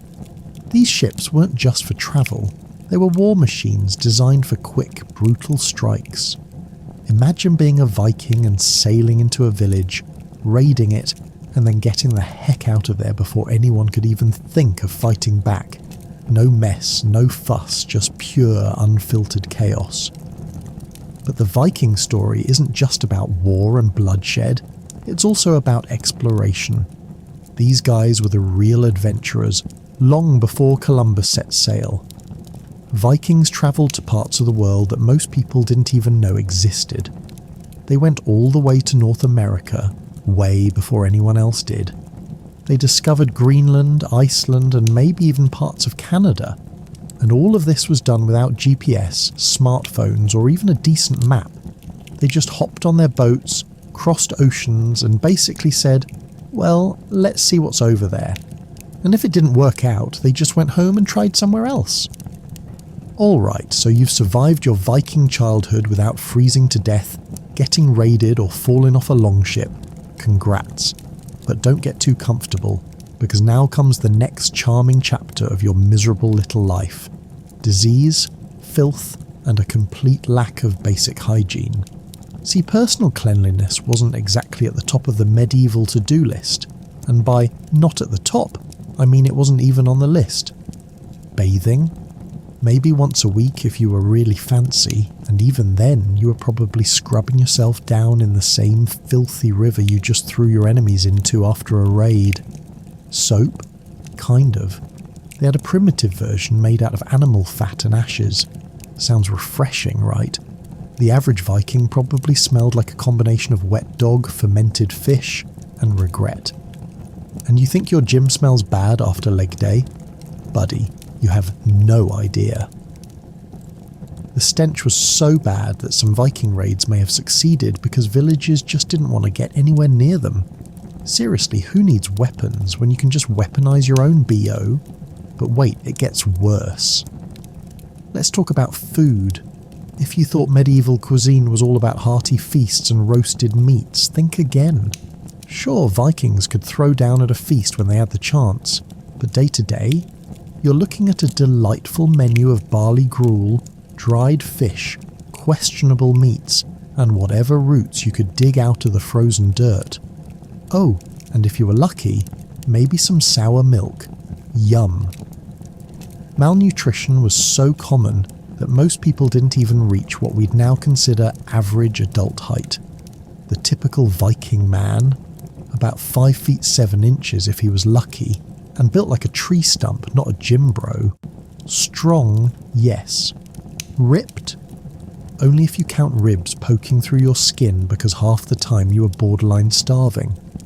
And just when you think life couldn't get any grimmer, boom, here comes the disease parade. Lice, fleas, and worms were basically your constant roommates. Forget about modern medicine. If you got sick, your best options were 1. Hope your body somehow fought it off. 2. Pray to Odin. Or 3. Die dramatically enough to at least earn some respect. Minor injuries could kill you. You cut your hand on an axe? Congrats. You're now on the fast track to a raging infection and a slow, painful death. Toothache? You better hope you enjoy excruciating pain, because there's no dentist here, just a guy named Bjorn with a pair of rusty pliers and some very questionable ideas about surgery. But despite all this misery, Vikings didn't just sit around whining. Oh no! These maniacs leaned into it. Pain, hardship, constant existential threat. They turned it into a lifestyle. If life was going to suck anyway, they figured you might as well suck harder than everyone else and make sure your name got remembered. Because in the end, that's what it was all about. Legacy. The Vikings believed that your reputation was your immortality. Carve your name into history, not by living a long life, but by living a loud one. Burn some villages, win some battles, die with a sword in your hand and a grin on your face. Entertainment. You love storytelling, sagas about gods, monsters and heroes. You also loved board games, like Nefertafel, basically Viking chess but bloodier, and sports that involve throwing heavy things at each other. You know, wholesome fun. But the real MVP of Viking daily life? Skalds. Poets who could recite epic tales or roast you into oblivion with deadly insults. A good skald was more dangerous than a sword, because while wounds heal, public humiliation lasts forever. And let's not forget, laws and government. You guys weren't wild anarchists. They had laws, councils called things, and even early versions of juries. Disputes were settled with debates, compensation payments, or, if all else failed, an axe fight. Efficiency. Now that you're good and filthy, half-starved and crawling with parasites, it's time to dive into the one thing Vikings were actually good at. War. Forget the Hollywood nonsense where Vikings show up in perfectly matching armour, swinging shiny swords in slow motion. Real Viking warfare was messy, chaotic and so brutally personal that it made modern war look like a polite disagreement at a coffee shop. First things first, weapons. If you were rich, and by rich, I mean you owned more than one tunic, you might have a sword. These were prized, passed down through generations, given names like leg biter or skull splitter, because subtlety was not a Viking strong suit. But most Vikings? They fought with whatever they could afford. Axes, spears, knives, even sharpened farming tools. Congratulations, you're going into battle with what is basically a glorified hoe. And armour? Huh. If you weren't some nobleman with money to burn, your armour was a thick wool tunic, maybe some leather patches and a whole lot of misplaced optimism. Helmets were usually simple iron caps. You know those fancy horned helmets you see in movies? Complete garbage.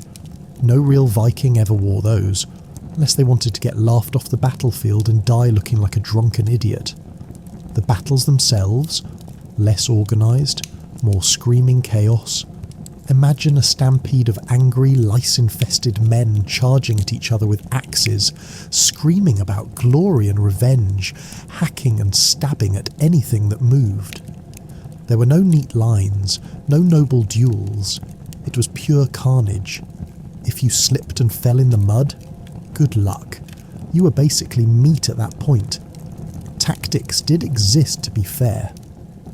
Vikings often used the shield wall, locking their shields together in a wall of wood and muscle, pushing forward like a giant bloodthirsty bulldozer. It worked surprisingly well, until someone broke the wall, and then it was back to good old-fashioned throat-slitting and knee-breaking. And let's not forget the raids. Viking raids were a masterpiece of terror. They didn't just roll up to monasteries and politely ask for gold. They smashed down doors, torched buildings, slaughtered anyone who resisted, and dragged off anything valuable, including people. Monks, farmers, women, children. Didn't matter. If you could be ransomed or sold, you were cargo now. The real secret weapon of Viking warfare wasn't just brute strength. It was fear. The mere rumour of a Viking longship on the horizon could send entire villages into blind panic. Kings would pay protection money just to avoid getting pillaged. Basically the medieval version of a mafia shakedown. And it worked. Vikings got filthy rich, not just from stealing, but from being so terrifying that people paid them not to steal. But for all their bloodlust and brutality, there was a twisted kind of honour too. Dying in battle wasn't just accepted, it was celebrated. You wanted to die with an axe in your hand, guts spilling out, grinning through the blood, because that's how you punched your ticket to Valhalla. Viking heaven, where the ale never stopped flowing and the fights never ended. If you died peacefully at home, old, sick, bedridden, sorry, you were basically screwed. No glory, no feasts, no Valkyries coming to scoop you up. Just an embarrassing footnote in history, remembered as that guy who coughed himself to death while everyone else was out stabbing monks. In short, live violently, die gloriously, or be forgotten. After you've butchered half of England and scared every priest west of Rome into wetting himself, what's next? Exploration. You see, Vikings didn't just stick around Scandinavia sharpening their axes and inhaling fermented fish fumes. No, they got on boats, horrible creaking death traps with a sail, and hurled themselves into the unknown. Why? Maybe for glory, maybe for gold, maybe just because they were so deeply allergic to staying home sober for more than a week. Their ships were called longships, and they were absolute engineering marvels. If your engineering standard doesn't immediately sink. These boats were long, narrow and low to the water, which made them fast and sneaky. Perfect for sliding up rivers, sneaking behind enemy villages, and giving the local population a heart attack before breakfast. And where did they go? Everywhere. England, pillaged. Ireland, pillaged. France, pillaged so hard that the French king just gave them land and said, "Here, it's called Normandy now. Please stop setting fire to everything." But they didn't stop there. Vikings pushed north into Iceland, a frozen wasteland where the only thing more dangerous than the weather was the food. They settled Greenland, which was so hilariously misnamed, spoiler, it's mostly ice, that it sounds like a bad real estate scam even today. And then, around the year 1000 AD, a Viking named Leif Erikson stumbled across an entirely new continent. That's right. Vikings discovered North America about 500 years before Columbus ever got lost and lied about it. They called it Vinland, which means wineland, because apparently they found some wild grapes and immediately thought, hey, we can definitely get hammered here. But of course, it wasn't easy. The Vikings found out pretty quickly that the locals, the indigenous peoples of North America, weren't exactly thrilled to see a bunch of screaming, axe-waving maniacs show up. Skirmishes broke out, arrows flew, and after a few years of trying, and mostly failing, to not die horribly, the Vikings packed it up and sailed home. Still, for a brief glorious moment, a handful of ragged Norsemen stood on the shores of a new world, looked around and thought, hey, needs more beer, and the exploration didn't stop. Viking traders and adventurers pushed east too, sailing down the rivers of Russia, making deals and enemies with Slavic tribes, Byzantines and Arabs. Some of these Norsemen, known as the Varangians, even ended up as elite bodyguards for the Byzantine emperors. Imagine that. A bunch of giant bearded Northmen standing guard in golden palaces, still probably smelling faintly of fish and murder. What drove them? It wasn't just bloodlust. It was that eternal, gnawing Viking hunger for more. More land, more loot, more stories to brag about after death. Because in the Viking mind, you didn't just survive life. You fought it. You conquered it. And you sang about it, until the gods themselves were too drunk to ignore you. You might think Vikings were just angry farmers with a death wish, but there was method to their madness. It all came down to mythology, and not the Disney kind where everybody learns a lesson and sings a nice song at the end. Viking gods didn't promise peace, eternal happiness, or a cozy afterlife with harp music. Number. The Norse universe was brutal, chaotic, and doomed.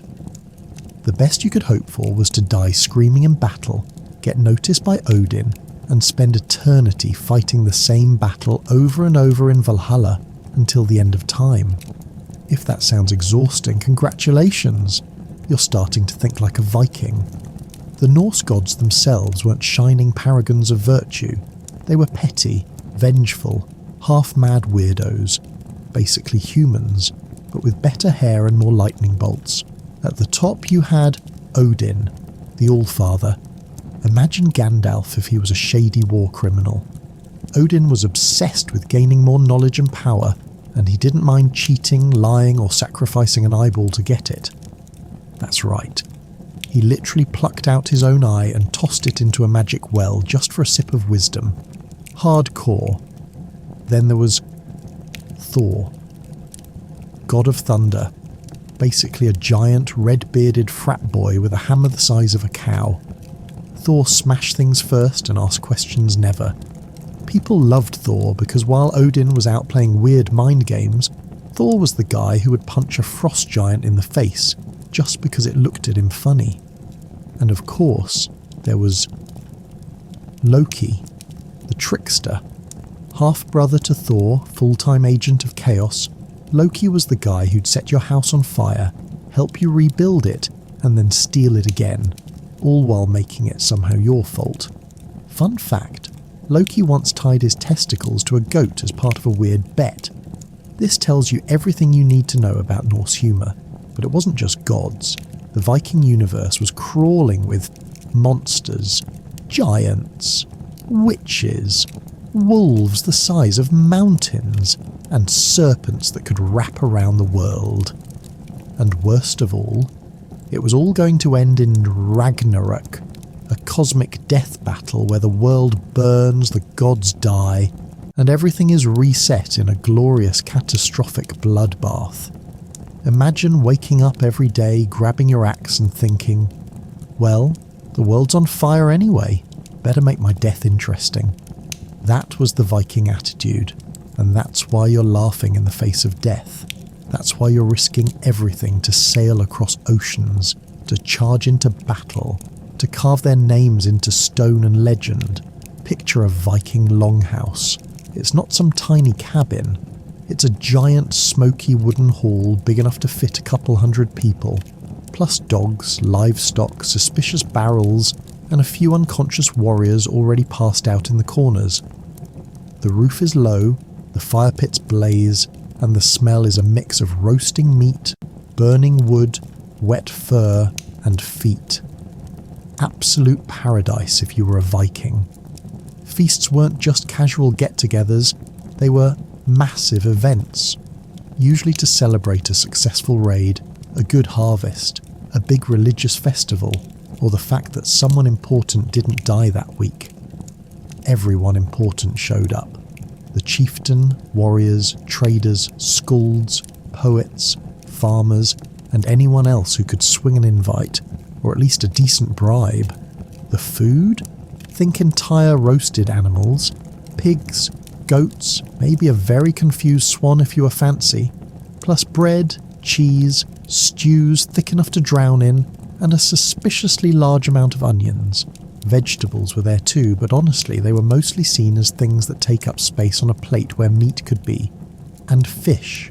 So much fish. Salted, dried, smoked. If it swam, it got eaten.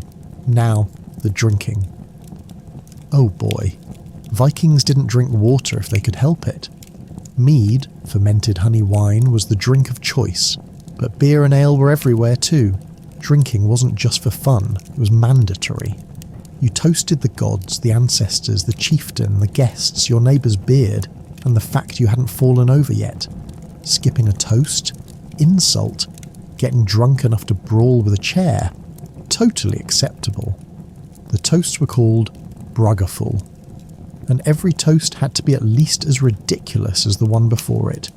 Example: I swear by Odin's good eye that I will sail further than any man here, or at least until I fall off the ship.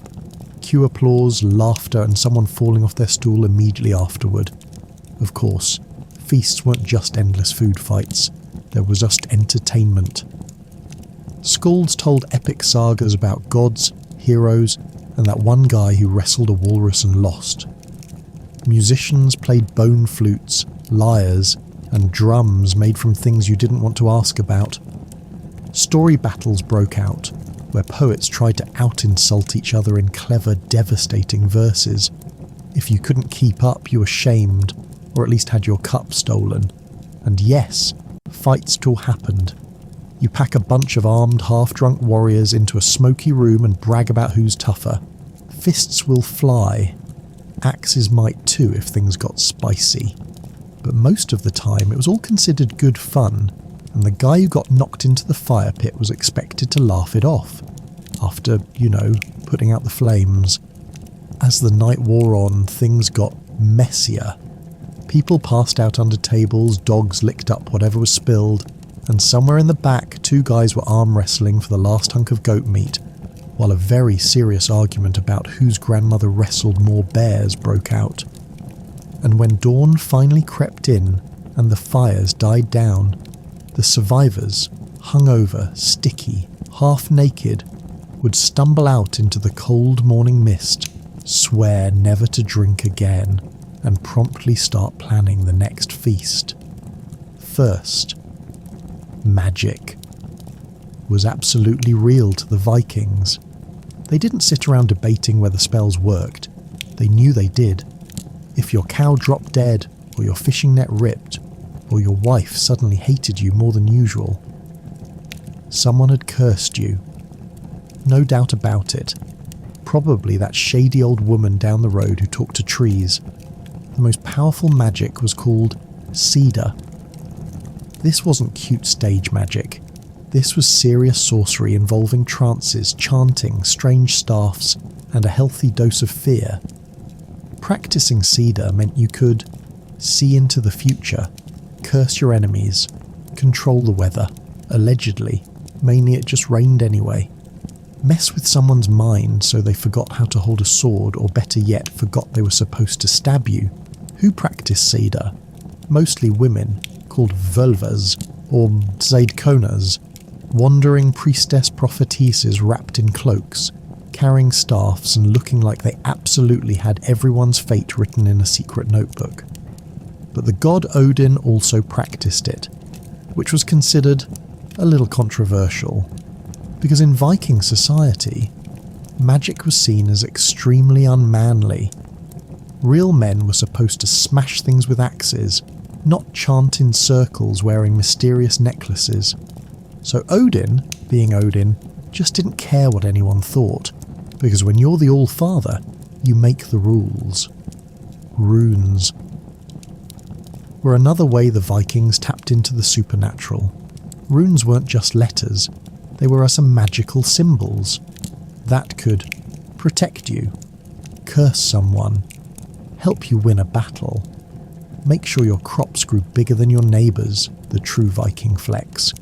You didn't just write runes, You carved them into weapons, jewellery, bones and stones, sometimes in secret places, just to freak someone out months later when they found it.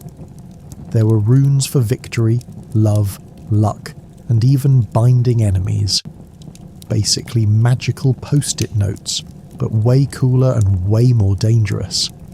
Then there were the berserkers. Oh boy, these guys were the original terrifying semi-naked human hurricanes. Berserkers were elite Viking warriors who went into battle in a berserk gang, a blood-mad, trance-like rage where they howled like wolves or bears, felt no pain, didn't recognise friends from enemies, fought until they physically couldn't move anymore, or until everyone else was dead. How did they do it? Some say they drank potions made from mushrooms, alcohol, and pure bad decisions. Some say it was deep breathing techniques, chanting, or self-hypnosis. Some say they were just naturally built different and liked to headbutt trees for fun. Berserkers often wore animal skins, usually bear or wolf pelts, and believed they became those animals' spirits during battle. If you saw a giant bearded man foaming at the mouth, shrieking like a banshee, charging at you with an axe bigger than your head, you didn't fight him, you just ran, fast. Now time to ask the big question, would you survive as a Viking? In theory, yes, if you like freezing, starving, bleeding and rowing for 12 hours straight. Vikings had some upsides. They could travel, fight for glory, and maybe earn a spot in Valhalla instead of just dying anonymously. But the downsides? Pretty brutal. Disease, violent deaths, awful winters, and no one cared about your feelings. Survival depended on being tough, lucky, and meaner than everyone else. And even then, you were probably one bad raid away from a spear in the gut. So, could you survive? Maybe. Would it be miserable? Absolutely. The history of the Vikings was significantly shaped by charismatic and powerful rulers who not only formed their own realms, but also had a lasting influence on the course of European history. In this section, we examine two of the most influential Viking kings, Harold Fairhair and Nut the Great. Harold Fairhair, also known as Harold I Hårfagre, is considered the first king to unite Norway into a single kingdom. His reign from around 872 to 930 AD marks a crucial turning point in Scandinavian history. He revolutionised Norway's political landscape and established a system of rule that formed the basis for the medieval Norwegian kingdom. Harold Fairhair's ascent began in his youth as the heir to a small kingdom in Vestfold.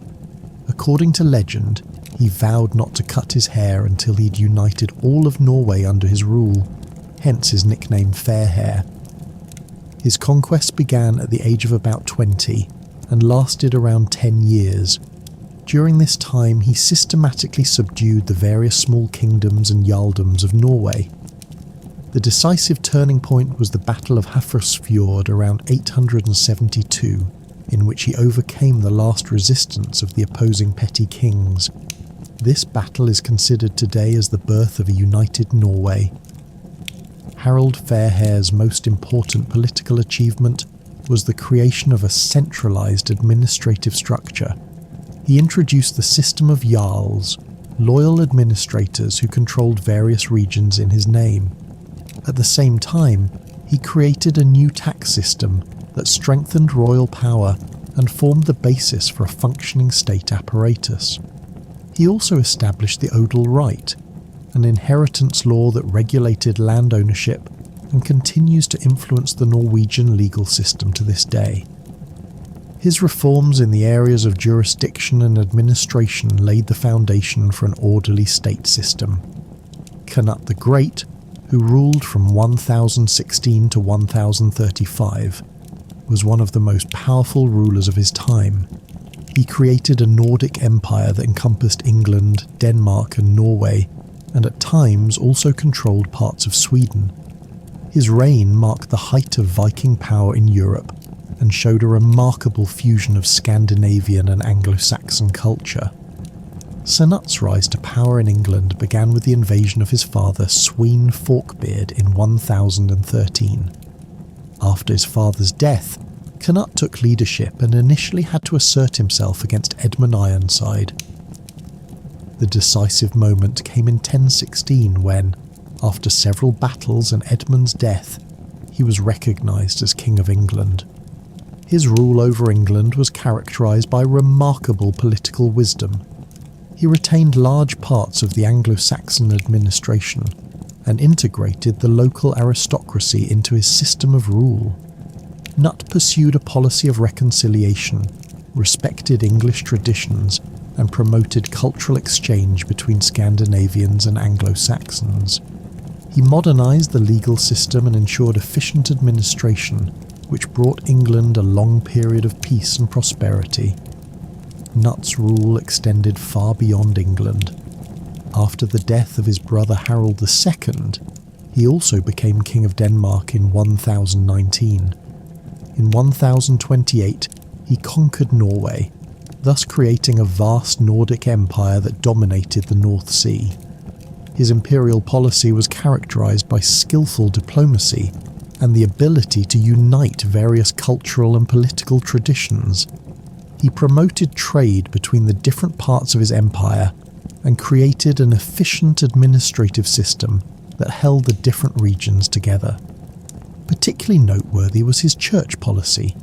He actively supported the Christian church and promoted the construction of churches and monasteries, which contributed to the further Christianization of Scandinavia.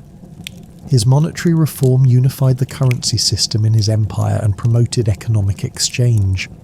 Under his rule, both England and Scandinavia experienced a golden age of art and culture. Knut the Great understood how to combine Viking traditions with Christian European elements, thus creating a multicultural empire that was far ahead of its time. Harald Hardrada, also known as Harald III of Norway, was one of the most fascinating Viking kings of the 11th century.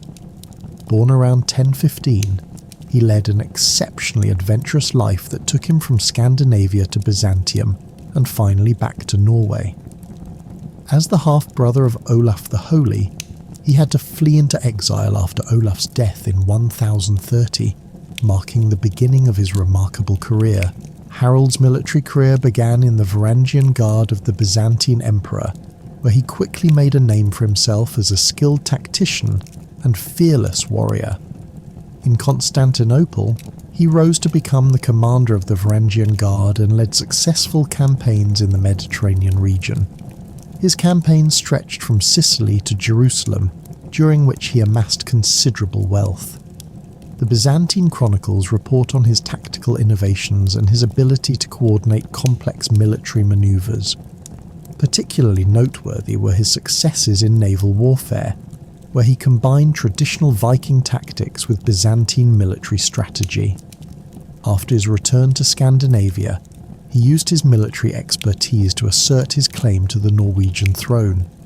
In numerous battles against the Danish king Magnus the Good, he demonstrated his tactical skill until he was finally crowned King of Norway in 1046. As King of Norway,